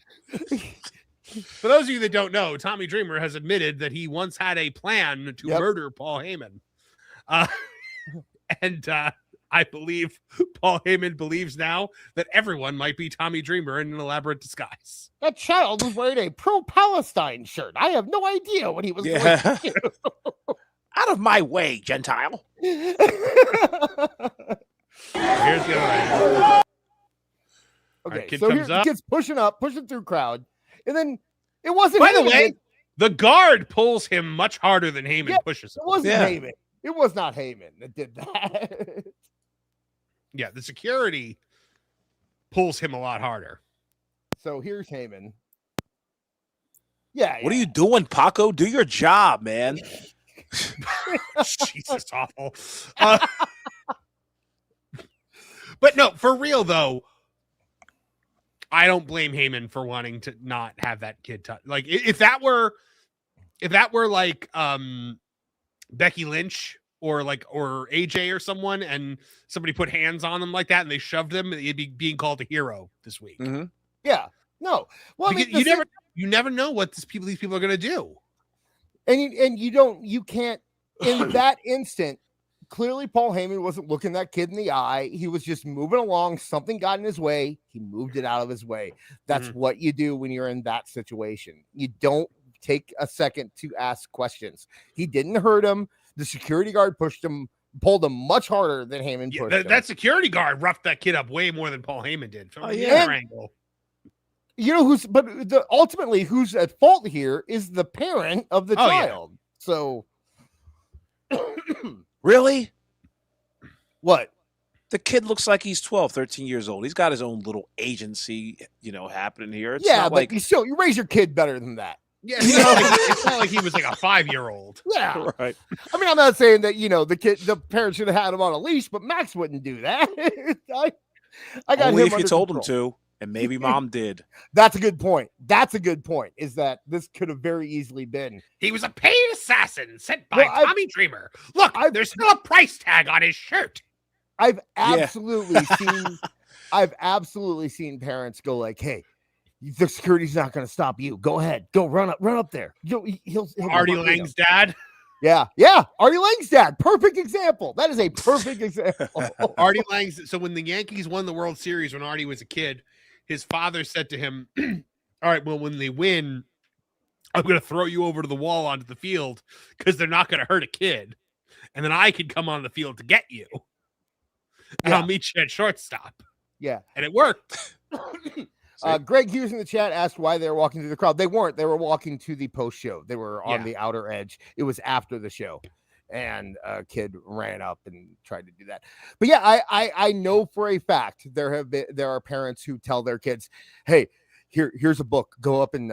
I saw it when we met Hulk Hogan a few years ago or last year at the bar. There were parents who would give their kids things they wanted autographed. Yep. And say, run up to him because the security's not going to stop you.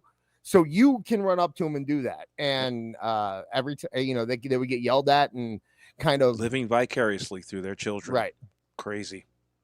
Oh, Marv. What? Kareem, man. He's coming in hard. Oh, Kareem for $50. Take all his paycheck. Fuck that rush. Team Paul Heyman. Give us our Q&A as we revel in this moment. Paul was in the right. That kid was worshipped at his school the next day. Absolutely. That's probably true, too. It is. It is.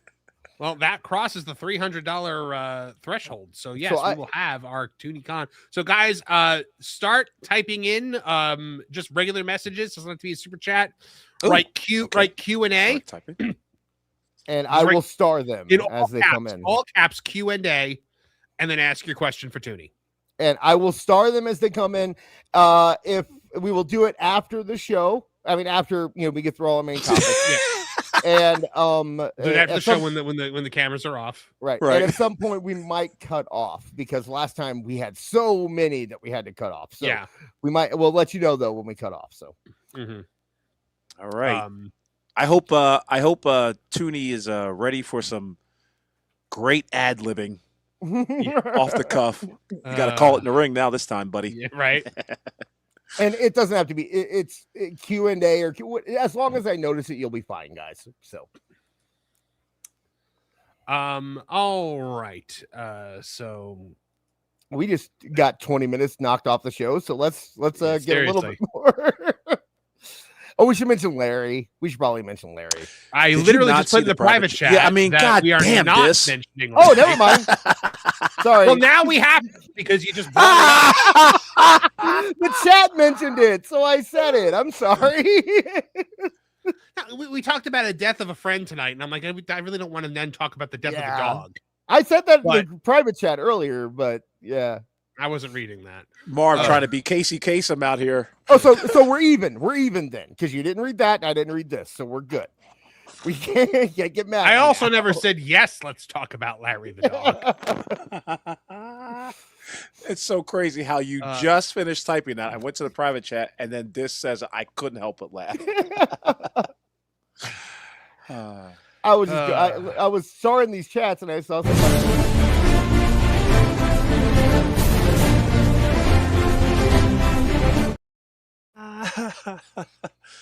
I'm sorry. Larry died. Do a goddamn death dedication. Larry the dog died, and it broke the internet. So yeah. But somebody else who died is Hulk Hogan, and I don't know if you guys knew that, but Ric Flair has got the reason why apparently. So. Ric Flair reflected on Hulk Hogan's passing, attributing it largely to his struggles with pain management. I shouldn't say this. That's where you should have stopped right there. Exactly. But what killed him was street drugs. He explained that after the numerous surgeries, including 10 back surgeries, 2 knees, 2 hips, woo! And doctors refusing further prescriptions, Hogan went and got the drugs off the street, which ultimately his body couldn't handle. His body just said, you know what? Bingo! I can't do it anymore. See, we're not all built like me with a blood alcohol level of 875. Right. Flair formaldehyde has an alcohol content too. Flair also pointed to wrestling itself as a factor, noting, you know what caused the back surgeries? Dropping the leg, jabbed his bones. That's what did it. Oh, God. I can't believe he did this. I can't believe he did this. I believe it. He's drunk. A few more days. I mean, okay, let me raise it. I believe he did this. Man, what a terrible thing to do. Like, especially when you're like, oh, he was my friend. He was my friend. He was my friend. He was on hard street drugs, but he was my friend. Like Ric Flair was there at the autopsy. Like, give me a fucking break, you lush. Old fucking lush.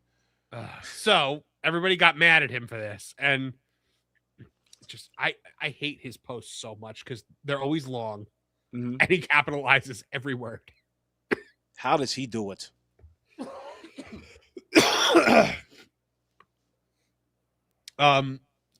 There seems to be some controversy over my remarks that street drugs kill Hulk Hogan. I was only repeating what I know to be a fact. Oh, God. Dude. What? I was through family members. What I know to be a fact through family members. Look, I'm just repeating facts. Straight facts. Nothing but no lies here. After 11 back surgeries, hip replacements, knee replacements, shoulder replacement, and 2 neck surgeries, I am sure the pain was unbearable. A doctor, as I know, can only prescribe so much pain medication under medical guidelines. I've been told that all they did was to help him, not to hurt him, to help him get through the night and the pain. Eventually that catches up with you, as we all know with everybody. He was my friend, a man I respected, and I'm only reporting what I've been told. Nothing more, nothing less. This was not an attempt to demean Hulk Hogan or his legacy, but he's a junkie. He's a junkie. I have always referred to him as being one of the two biggest stars in the industry, himself and Steve Austin. I apologize if people misunderstood my statement, Hulkamania forever. Well, people didn't like that either. So hold on. Let me. I just want to count how many Q&As have come. We're I was about to say we're cutting it off. Yeah, you're cutting it off there. Yeah, I'm cutting it off. Yeah, there's a lot. We're a little bit behind, so like the next two I'll count, but after that we're done. So okay. Let's see. He made a third post. Yep. Jesus. Yep. Well, because so I didn't. His wife came out after this and said, it's not true. She's gay? No, Hogan's wife came out and said he was not on street drugs. Now, is his wife's name Sky? Yeah, his wife's name is Sky, and Brooke didn't like Sky too much. So I mean, keep that in mind while Flair's saying this. But here we go. Okay, Sky.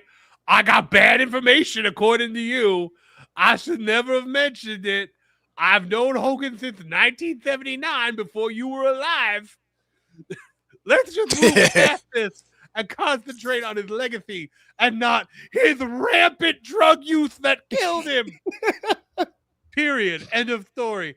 Let's persevere his legacy rather than dwell on any negative energy. I repeat, Hulkamania forever.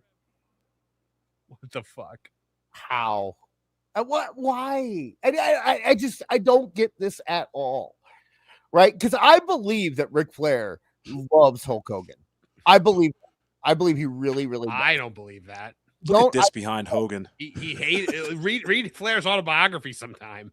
Right. I think back then, yes, but knowing Ric Flair, I think when they were in TNA together, I think they formed a great bond, and I do believe that Ric Flair. I just think that Ric Flair is so out of it that he has no common sense. He doesn't understand what is respectful. You know what I mean? Like no social grace on. Yeah, no. That's a good word. That's a good word. Awful. That's a good phrase. It's so bad. It's such a bad. I don't know if you got that joke, Dis, but look at you behind Hogan there. Looks just like me. How'd you know? That's my head tilt. That's it's a selfie tilt. Oh my goodness. All right. Well, you guys ready for this? Are you ready for this? I got some questions too. No. Beard had one that he did as a super chat. He didn't put Q&A, but it's Beard. So that's fine. You're going to be the one that pulls up the super chats, Dis. Okay, sounds great. So hold on. Let me step out. Yeah, get out of here. We don't want you anymore. TK. Hey, Tooney Talk Wrestling Savior, and he's the boss. Let's go. TK. Tooney Talk is giving wrestlers hugs, and he might be on drugs. Yeah, Awful, they need a voice changer to get that deep. What up, bitches? TK in the hizzy. Tony, aren't you supposed to be doing some kind of like Twitter live broadcast right now or something? I'm doing it right now. Hold on. Hi. I'm here on the Motor Yacht Kismet, which is actually parked on the larger Motor Yacht Kermit, because I'm just like you. I put my dad's yachts on one poop deck at a time. So you can go to X and watch live, or you can stay here and listen. You can do it that way too. We have so many questions for you, Tony. So okay, good. They're all pre-approved, right? Like the Ariel Helwani ones. Yeah, I'm sorry. I said Tony. I meant Tooney. I don't know why. But they all ran through though Christopher Daniels, right? Like he approved them. Oh yeah, totally. I'm Christopher Daniels. Okay, cool. That's me. Okay. First off, we have you and Q&A. Tony, who will? You're supposed to bring them up on the stream. That was it. Oh yeah, sorry. Okay, I can do that. Tony, who will? You're just doing a bang up job right now. I just want to say, I would promote you personally, but the monster is the one who pays you. So, the Mad Mage asks Q&A. Tooney, how does it feel knowing TNA will be on AMC? The what and the what now? TNA. Remember TNA? You and Tony Schiavone did some promos against them a few years ago. I wipe my ass with TNA. Oh, that little rinky-dink indie promotion. I mean, they're great. I love them. They're gonna be on AMC. They're gonna be on AMC on Thursdays. Did you know that? You didn't know that? What? Yeah, they have a 2-hour time slot on Thursdays. It'll 2 hours. What the fuck are they gonna do in 2 hours? They're gonna run Impact Wrestling with. Why is everybody bullying me? They might use stars like AJ Styles from WWE. Oh, mine! I want AJ Styles. I'm where the best wrestle. Apparently, I mean, it's not like you have a show on Thursday. I mean, you run Collision on Thursdays sometimes, but TNA's been on Thursdays for years, right? So it can't be that big of a deal. Oh, please. Like anybody cares or watches that bullshit. Well, they're on AMC now. Breaking Bad was on AMC. I don't know if you knew that. Oh, I really like Breaking Bad. It actually showed me how it was like a how-to almost, like a walk you through, like a YouTube instructional video on how to make some products that I enjoy. Okay. Okay. Well, we have more questions for you. We got to get through these. Donovan Bradford has a question. Theory: Owen Hart worked Bret and told him Vince and Shawn were lovers, and he passed before the big reveal. It was a work? Okay, so I can actually speak to this because, as you all know, Owen Hart is a close personal friend of mine. He works for AEW, right? Yeah, he works for me. We have action figures of him. He's one of the greatest wrestlers in the history of AEW. When you think about classic AEW moments, you just think Owen Hart, right? First ballot Hall of Famer. Oh, 100%. 100%. And his wife will actually let us put him in the Hall of Fame because we didn't murder him.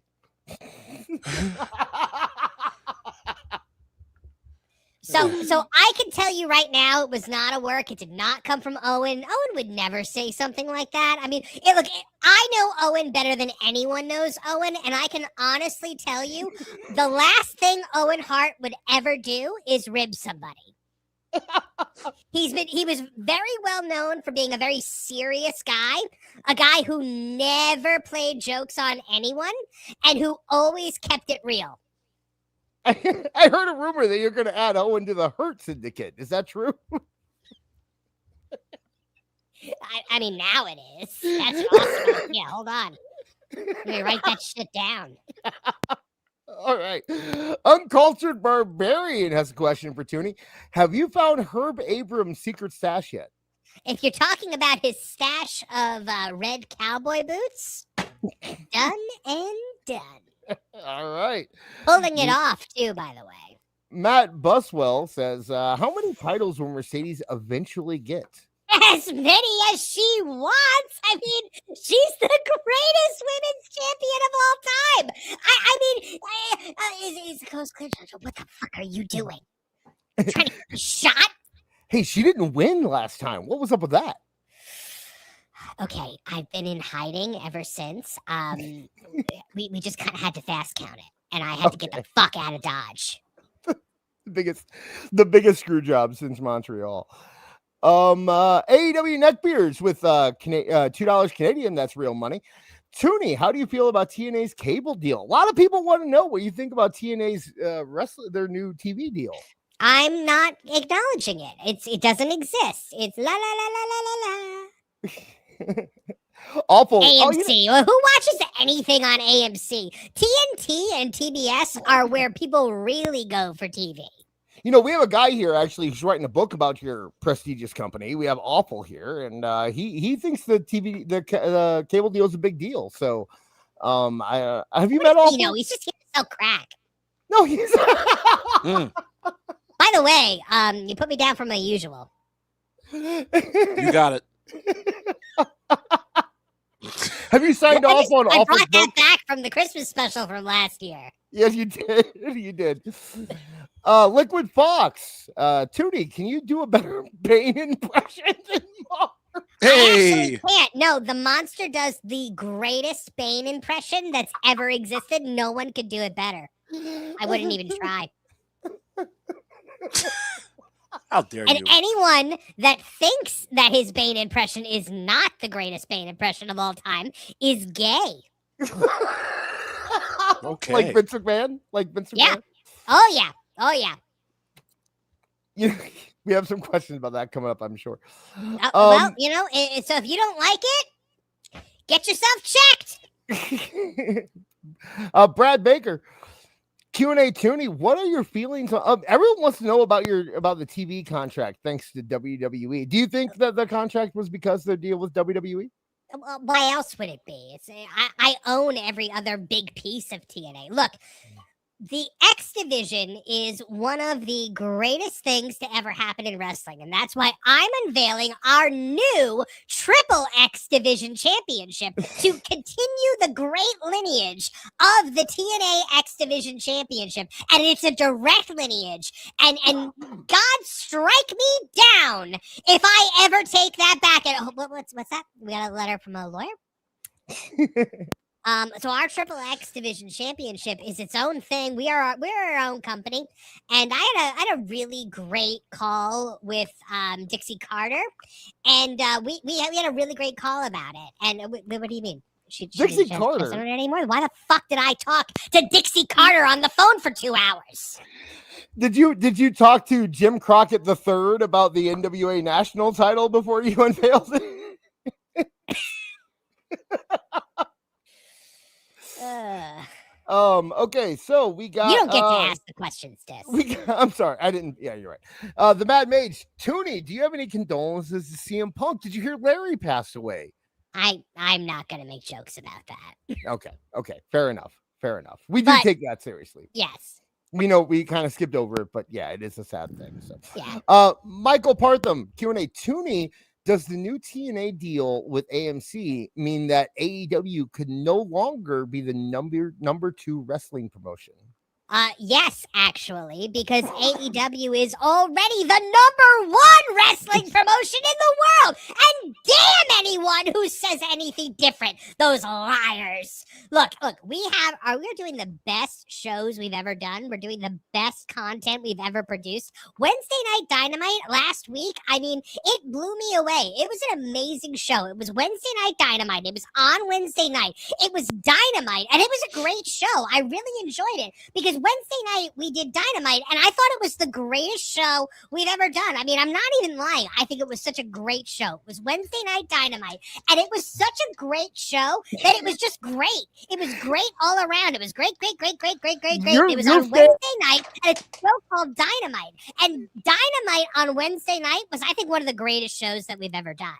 Your fans are so loyal too that you tape Collision afterwards, and they put out fake spoilers for your show. Your fans did that, not you. Your fans did that. I think exactly. That's amazing. That's amazing that you guys have that kind of protection. Can I ask a question before? I say yes. Yes. I don't know what Tooney thinks, but for those who may not know, maybe you don't even know Tooney.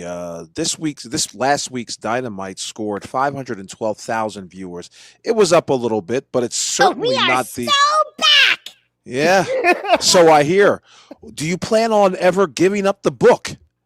And maybe having someone else run creative at some point. You don't switch quarterbacks in the middle of a no-hitter. Wait, what? I don't know if that was Tooney or Marv making. Yeah, really. That's what makes it so great. It's a layered joke. All right. Oh, I gotta pull that back up. Erica, I'm sorry. Well, in the YouTube chat, you'll see her as Erica. Who gives better hugs, Kenny or Ospreay? That's a good question. A really good question. And honestly, I don't know at the moment because both of them spend so much time injured that I really don't get to experience the hugs as much as I would need to in order to form an opinion on that. Oh, wow. So you're just passing it along. Wow. I'm sorry. It's a non-answer, and I think you're better. What are you, Ariel Helwani? Shut the fuck up and go to the next question. You and Ariel Helwani love each other now. Stop it. He's as much of a journalist as Tony Schiavone. From you, that's a high compliment. Tooney, how do we feel about Jericho possibly leaving to go back to WWE? I love Chris Jericho. I think Chris Jericho is one of the greatest of all time. We love Chris. We obviously hope Chris will stay with us, where he promised to stay forever and be my friend. And for some people, you get in shape and get a six-pack again, and for other people, you just show up as a big, lazy, bloated fat ass and just suck up all the air in the room. So yeah, I'm really happy for Chris. What a great talent he is. We're gonna move on. Tooney Khan's girlfriend just woke up. We're gonna move on, Tooney. We're gonna move on. Don't worry. We're gonna move on. Here, this one should be great. You'll love this one.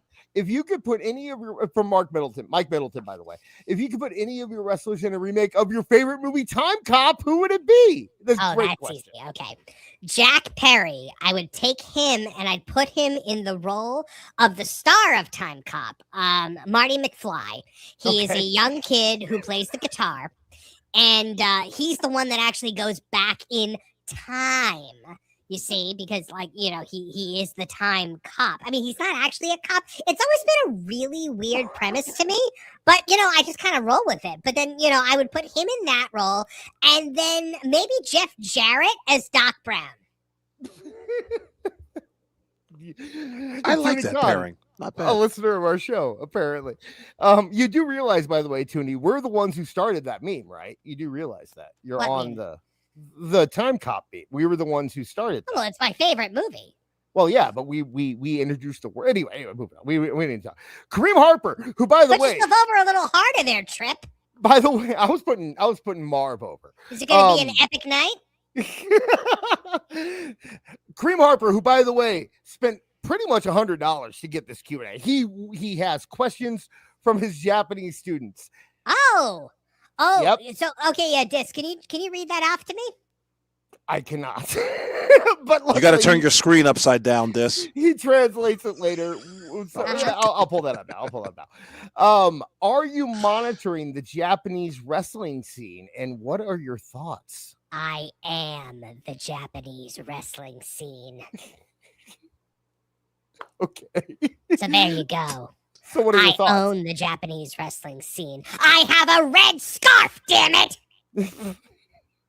We need to bring in Marie Shadows for this one. Are you happy with the current product? I know that there was some. Oh, it's great. It's always great. Everything that New Japan Pro Wrestling does is great, especially when they build up their talent. And they build up the greatest talent ever. I mean, they're so great, the talent at New Japan Pro Wrestling. And I mean, yeah, they're not as good when I sign and steal them away from my partners at New Japan Pro Wrestling. But, they're still pretty good. And that's really all you can really ask for, right? Hey, you have their champion, right? Takeshita is the New Japan champion. So is he really? Yeah. mean, of course. Yeah, totally. Yeah, and there was the whole thing.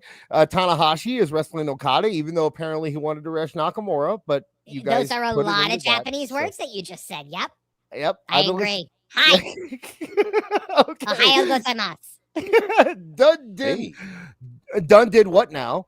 Tooney, what are your thoughts about all the conspiracies being perpetrated online by the sperm whales regarding the max ratings? Look, I have been hearing all about these sperm whales for weeks now, and they're dead wrong. They're dead wrong. And that's why my friends from Japan, the Japanese wrestling scene, kill them and harvest their blubber for, products that we enjoy every single day. It's a little known fact. Antonio Inoki could actually kill a humpback whale and a sperm whale with his bare hands. Wow.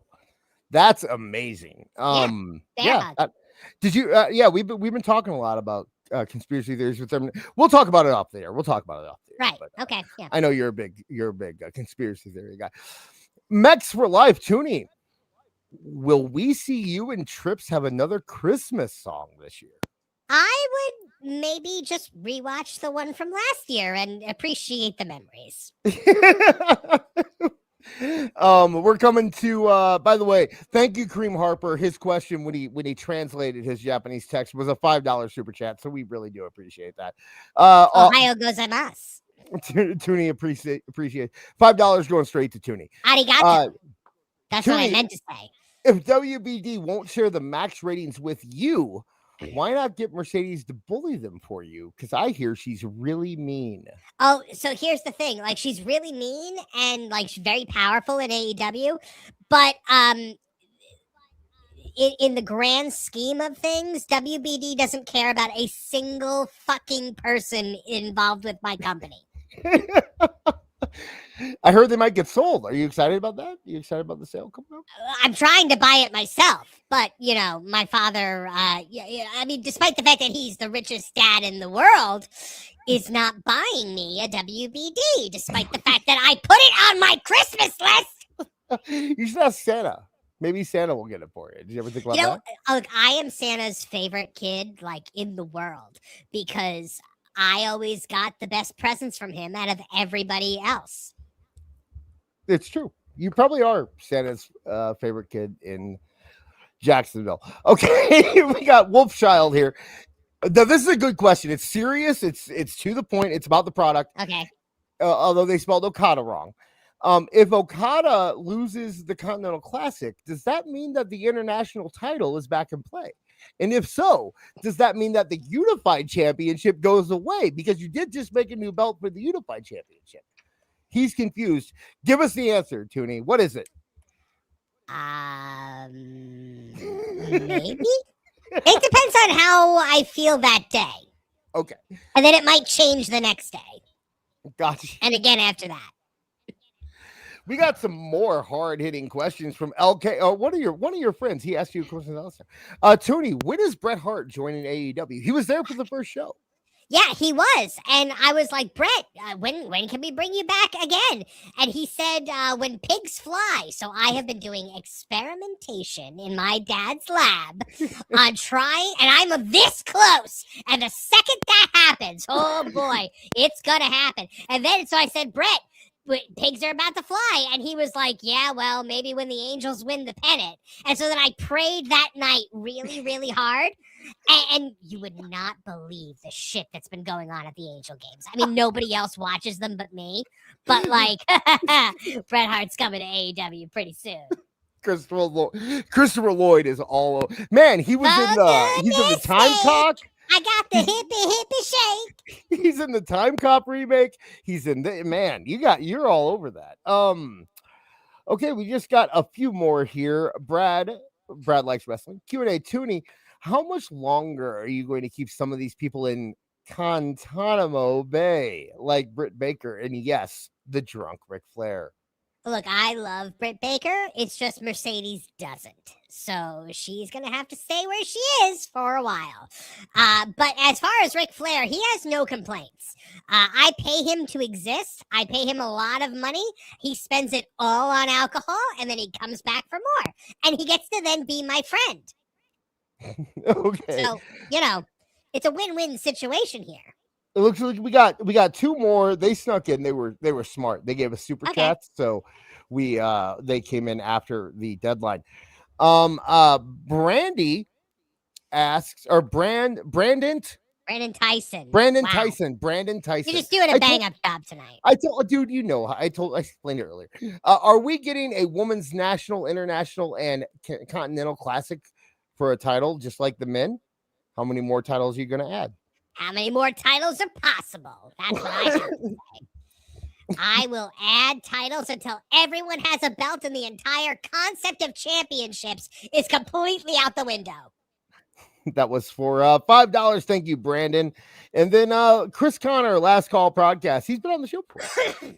Dear Tooney, when are you going to release Britt Baker and Camille from your dungeon? Your promotion. I really mean your dungeon. Never.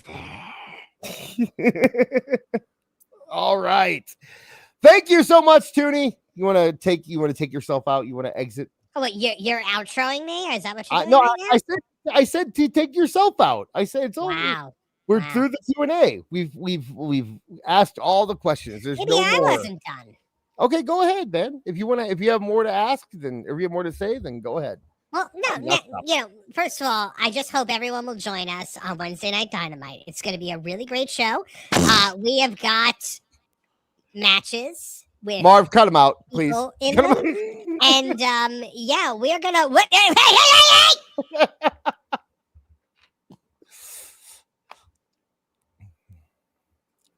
Is he dead? All right, I'm back. There we go. There he Sorry about Where'd you that. go? Huh? I went to the bar. So did I. Get the mead. Yeah, but you know what's weird? I came back from the bar and now my throat is really sore. I had a feeling. I was trying to rush Tooney out because I felt that his throat was also getting sore. Yeah, he was not comfortable by the end. It sounded like it, so I was trying to put. He didn't seem to want to leave, but I thought there might be. He did not wish to leave. But that was good. No, you missed it. It was a good segment. Oh, I'm glad to hear it was good. It was good. He was open and honest this time. Oh, was he? That's a refreshing change. Yeah. I would say it was probably my favorite Q&A since he's started coming on this show. Good. I'm glad. Yeah, it was good. I'm glad. Well, we got some more super chats. Regina Sharp for $5 says it was Tommy Dreamer's grandkid back from vengeance. I think Tommy Dreamer he's like Fagin from Oliver Twist. He just has this like child pickpockets who are actually assassins, all trained to kill Paul Heyman. Damn, Marv, watch your mouth. What? Oh, you said Fagin. Never mind. Sorry. Oh, Ayo. Aunt Evans checking. Hey, Aunt Evans checking in. Says HBK's not gay. Ask your mama. Oh, get back on the show, Aunt. Yeah, man. What's the matter get with back you? On the show. Yeah, you let me know when you want to come back on, brother. So let's see. We did those ones. Here we go. Kareem Harper says, I wish we could see furry puppets during these sessions and be more active. Lazy hivers use like loop footage or something. No AI. We tried that. Yeah, let me get right on that, Kareem. Yeah, we try. If Marv gets, whenever we try to do anything with Marv's video, he gets very like the audio gets way off every time we've tried to do it, and then people complain. And with what? Whenever we tried to do like a looped video or something on your thing, the audio always gets way like it seems like the internet just gets screwed up when you do that. So the same reason I don't use my avatar anymore is it like doubles the processing power of your computer and everything just gets all screwed up. So I think people would rather hear us than see little animated pictures of us. Well, yeah, opinion. I mean, So Floral from Under a Rock, he does a really good job of being able to puppeteer while he live streams. I can't. I've tried before. It doesn't work. Like, I don't know if maybe it's just that I don't know why I can't do it, but I can't. So let's see. Dear Tooney, we got that one. Liquid Fox for $2 Canadian says, Marv, Tooney likes your bass. Likes your Bane. I rest my case. Oh yeah, you didn't hear that. Tooney likes your Bane. Oh, well, that's good. At least somebody has some taste around here. He wouldn't do a Bane impression because he said you did it perfectly. So, and then Harper says, "Give us looped furry marks, you ranting, you lazy moppets." I like Kareem. I like Kareem around here more often. I do too, brother. You gotta show up more often. Captain JPS 47 for $5 says, "Tooney smokes the best helium that would make RVD jealous." Fantastic. Let's watch Kareem be MJ. You know who Kareem reminds me of is he was the guy who was stationed in Japan. He reminds me of, I forget his name. I said it last week and now I forgot it. But yeah, he reminds me of him. I like Kareem. I'm glad you're here, buddy. Yeah. So Erica said, didn't you try to have the puppet way back in the beginning? The video was weird. Yep. Yes. Yeah. It didn't work. It did not work. Trust me, guys, I tried everything. The video was weird. The audio especially was weird. It sounded like you were like 10 feet away. Yeah. And it was like behind the puppet. You know, it just didn't work. It doesn't work. So, you know, unfortunately, this is just kind of the reality of the situation. But look, I would love to do more stuff on the channel. I would love to do more headlock headlines, things like that. I don't have the time. Like, I'm running 2 websites, and I'm part of my job is I'm on other live streams as well on the Pro channel, on Midnight's Edge.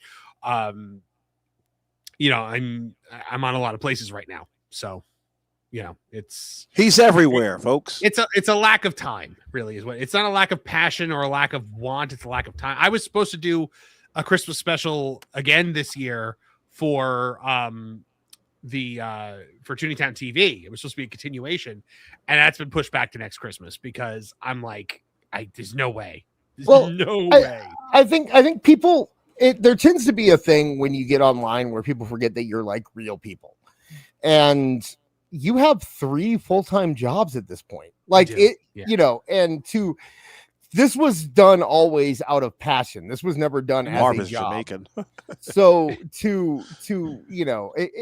something people just need to get, Let me walk you through my day today. I got up at 5. I had coffee. I sat down and I got to work on that Park Place articles. I wrote 4 articles, edited 1, posted them. That took me to about noon, where I had to be on the Pro show from 12 to 3. Then I had to edit. I had to write 2 more articles, edit another 2 for that Park Place. Then I had to edit an article for Geeks and Gamers. Then I had to write an article for Geeks and Gamers. Then I had 2 hours to see my wife and have dinner. And then we got on this show.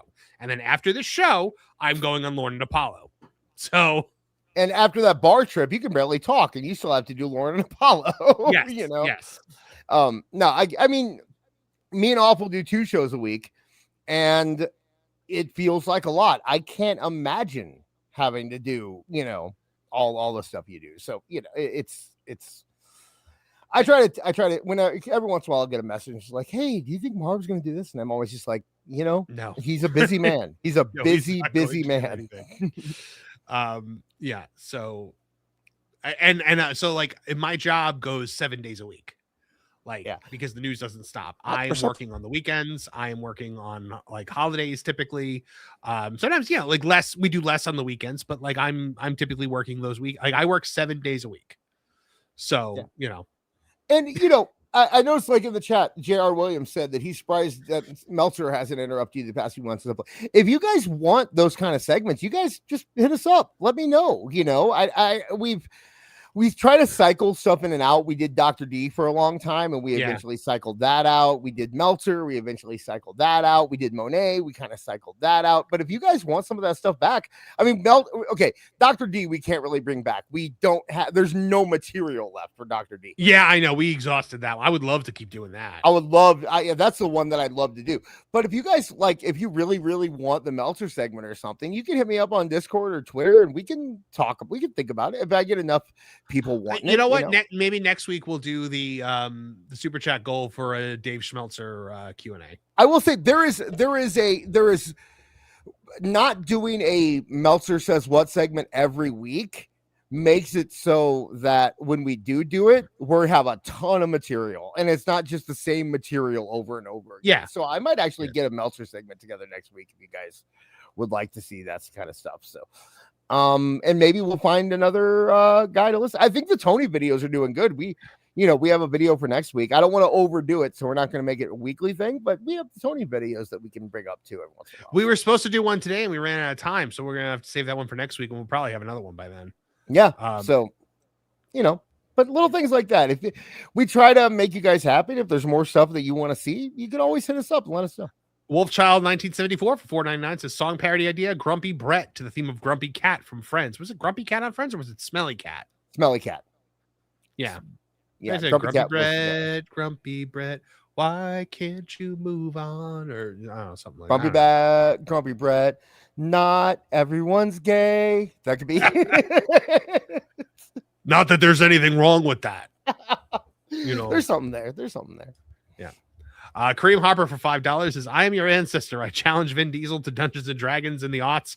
You can do this. I believe in you all. Kareem Harper also for 10 says, Malarkey, I believe you. I did what you did in 00. You can do it. I did what you did. I believe. Then he said, sorry, I'm pulling a Gordon Ramsay. I know from what you've done, you could do more. I want more flavor. Redosaurus for $5 says, I got a great idea for the next Tooney Town Wrestling video. Bret versus Oscar in a debate with either you or Kevin as the moderator. May the biggest grump win. He is grumpy. Regina Sharp for 5 says, actually, with your busy schedule, maybe you should move the Headlock Headline stuff into pre-filmed skits for this show instead of its own show now. Well, that would also involve writing, shooting, and editing the pre-filmed skits, which I used to be able to do, but I don't have the time to. That takes up the most time. The writing is easy.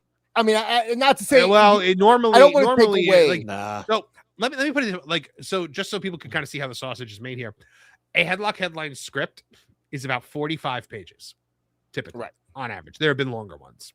There have been shorter ones too, but not much shorter. You double spacing there, Marv? Nope. Okay. Nope. They are typically all around 40 some odd pages.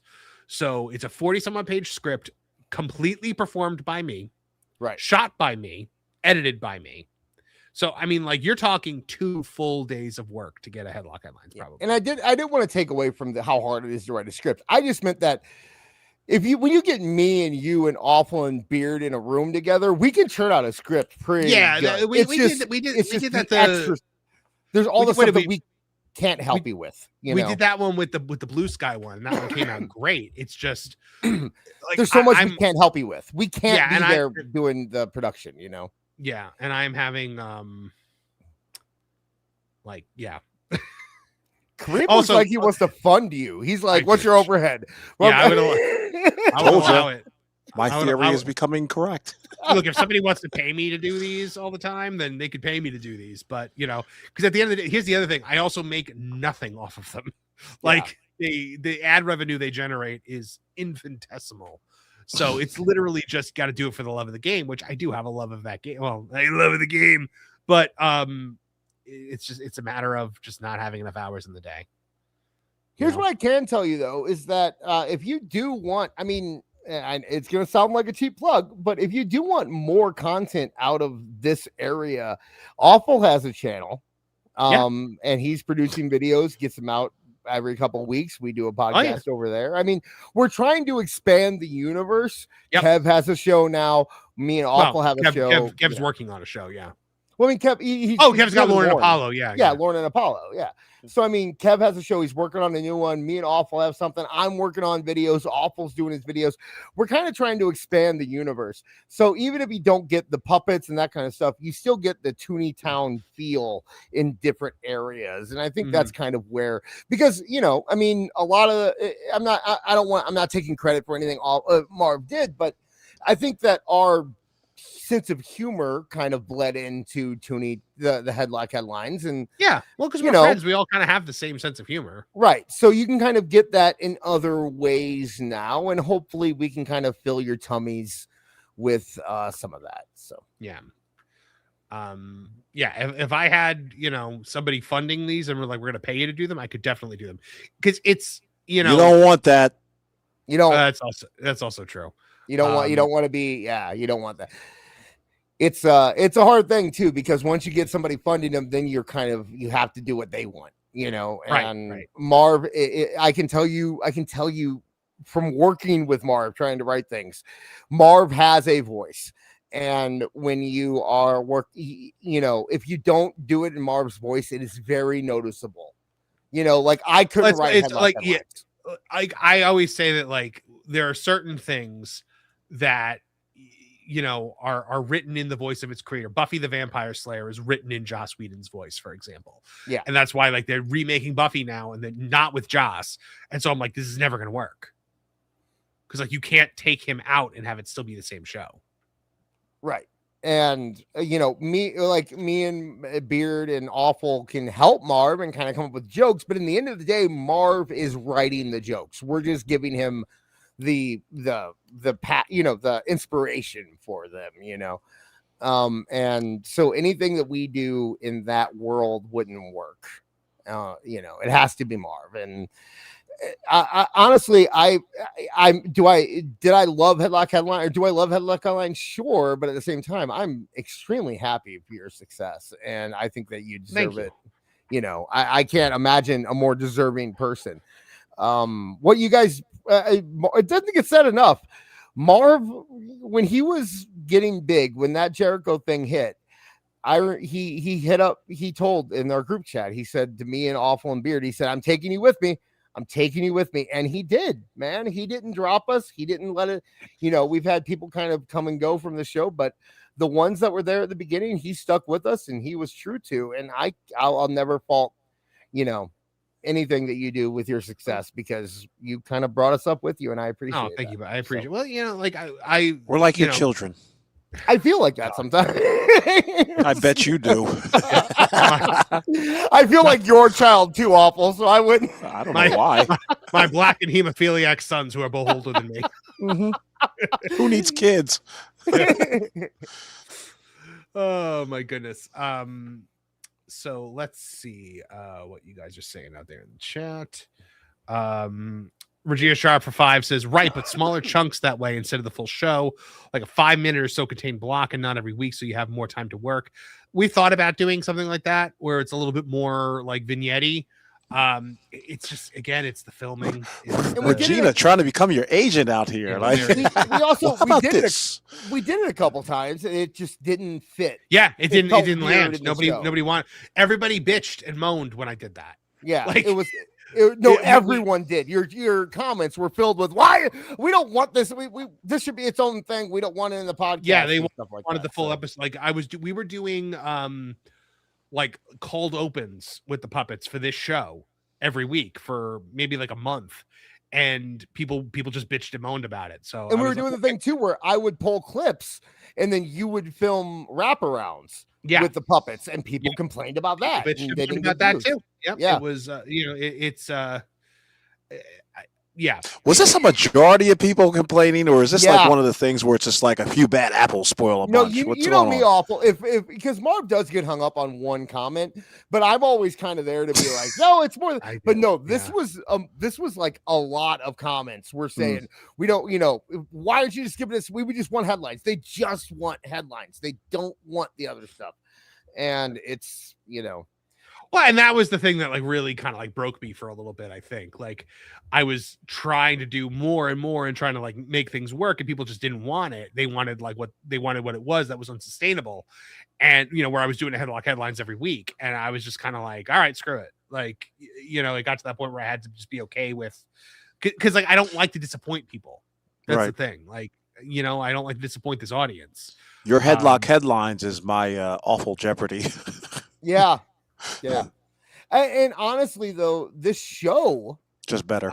I think this show produces far more in return on both financially and in terms of repeat. Like, people seem more engaged with this show than they ever did with the other stuff. The show generates like hundreds of times more revenue than the other stuff does. But that's not even just it. The show has given me an ability to form this community and connect with this audience and be able to come together and get to know you guys through the chat and things like that, where I do feel like I know a lot of you guys. It's why things like what happened to Ryan Damon hit me so hard, because I care about you guys. I care about your lives. I care about what's going on. And I root for you and pull for your success. So, like that's one of the things I love about this show. So, yeah. And when you do headlines, all you get is I liked it or I didn't like it. With this show, you actually get to know people and understand people and that kind of thing. So it's a whole different thing. Yeah. Dial C for 5 says, who's the first, Marvin Mauler? Mauler is actually Mauler. Yeah. Yeah. Because did you hear about Mauler, by the way? What about him? Like he's doing like a 24-hour fucking video or some shit. Oh yeah, no, it's like 40 hours long. Like it's what? Do you ever watch EFAP? Awful. Sometimes it's way too long for me though. Every episode is like 8 hours long. Yeah. So that's what's beautiful about Mauler. Mauler's a maniac. Love Mauler. Christ, what movie is worth 46 hours of your life? Mauler's not even a movie. It's not a movie. It's about a game. It's about Star Wars Outlaws. Oh, pass. You know what's funny? You know how when we first started, it was like there was that weird connection into this world that we like all hung on, and it's like now Mauler, I'm like, man, maybe I can get to Nicholas DiOrio because Mauler. Like it's so weird being in this YouTube game, But yeah, it's fun. It's fun. But I mean, look, I stopped doing daily videos and stuff like that for this channel because nobody wanted them. They just wanted the thing that I didn't have time to do. So daily videos started happening over on Tooneytown TV, and then that had to kind of take a back seat when the Geeks and Gamers thing happened. But the first thing that's going to come back will be the stuff on Tooneytown TV, the regular videos, because those are infinitely easier to make, and they get a good response.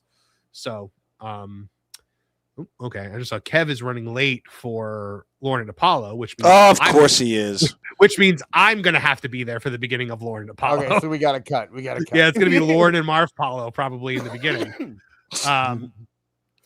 We all know if Apollo doesn't show up, people get angry. So good luck. Boy, do we ever. All right, guys. So enough circle jerking. But no, I do like talking about the ins and outs of the channel with all you guys. So all right. Awful Wrestling, tell the folks about your channel, what's going on. Well, I would have did a ratings video today, but it took forever for AEW's ratings to come out. By the way, it was 514? 514. So yeah, you can check me out on Twitter. This week on This Is Awful, we're gonna have a lot of fun. Headlock headlines. We're gonna be putting out. We're gonna have puppets. We're gonna do glove goals. Right. Just wait.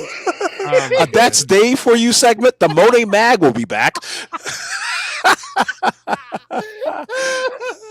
All that and more on This Is Awful, Thursdays at 11. We're gonna do a Dr. D. Dr. Dave's coming on. Right. Remember we tried to get Dr. D as a guest and just it's not working out. Remember when we tried to get Kevin Kelly on as a guest? Can we now talk about that one too? Jesus Christ, that we're too soon. Yeah. Maybe we'll do a Patreon about that one. Maybe we'll do a Patreon. Yeah. You want me to talk about it? You want me to go now? You want me to go to my turn? You go ahead, Des. The same thing. That's why I was confused. This is Awful on Thursdays at 11 p.m. Eastern, 10 p.m. Central. Me and Awful go on. We had our first monetized show over the weekend, Marv. Did you hear that? I heard, and you insulted Canadian money. Big success. I insulted Canadian. I accidentally insulted Canadian money. By the way, I love Canadian money. Give it. Send all your beaver nickels and whatnot, and your toonies and your loonies. Beaver nickels. Your loonies and your toonies and all. No, it was a lot of fun, and we're gonna be doing this week. I think this week is just me and you, right? We've been hearing some people saying like they just want This and Awful. That's what people want. Oh, never mind. I was going to offer to be on it one day, but apparently. Oh no! I said this week, Marv. We absolutely want you on, but this week I think we're. I've been waiting to be asked. I just haven't. Well, you see, the thing is that Awful. I knew it. Because of Awful, my phone problems, Awful phone's problems, and stuff like that. I've been making sure we have a backup, so it's been me and Awful and someone else for the past couple. It would be fun, I think, to be on the show and just kind of like be one of the panelists and not have to like drive. Oh, absolutely. I was afraid to ask you, Marv, but we will. Are you serious? No, I'm not. Get your white ass on the show there, Marv. What's the matter with you? We'll see you next week. We will bring Marv on. I can't this week, so I have somewhere to be this week. I can't talk about it yet, but you'll see on Thursday where I'm gonna be. But there will still be a Tooney Talk TV that day. But yeah, we did the Survivor Series post game, and I think we're gonna do a little bit of that going forward, kind of when stuff we used, not replacing us, but there's stuff that we're kind of phasing out, and I think we might kind of fill in that gap over on This Is Awful occasionally if everyone wants that content, you might still get some of it, but otherwise we just have to make sure that we're not stepping on anybody's toes, right? We don't want to step on we don't want to do that shit. But we will be on this Thursday at 11 p.m. Eastern. We have a lot of fun. We listen to some jazz music. I'm getting the regular jazz music back this week. We're getting rid of that old WWE crap. And we will be on then. And then you can find me on Twitter at aka_dis_. And hopefully, I almost got the video done. I just don't know what I'm going to do with it. So pay attention to Discord and here and my Twitter, and you will figure out where it's going to be. So awesome. Kareem Harper checking in for another $5. So Circle J is a team IP. You are starting to cement. Props. Thank you very much, Kareem. We appreciate having you here tonight. Indeed. Hope you'll be back next week and join us on Thursday nights. All right. All right, guys. That does it for this week. Thank you to everyone who chatted, everyone who super chatted, everyone who just hung out. And one more heartfelt shout out to the family of Ryan Damon. Rest in peace, Ryan. We miss you. We love you. And to his family, I hope you can find some solace in this time. All right, guys. That does it for tonight. From all of us here at the Tooney Town channels, I'm Marvin the Movie Monster. Now get out of here! Now, Perry the Platypus, feel the wrath of my thank you-inator! Thank you, you piece of trash. Thank you. Thank you. Thank you! Oh, I suppose you want me to say thank you. Well, you know what? Saying thank you is like jobbing. Thank you! I got a little message. Thank you. Ooh, yeah. Oh, thank you! Oh, thank you! Thank you!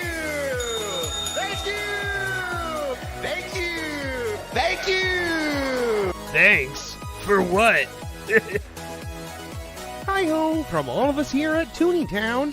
Thank you. And viewers like you. Thank you.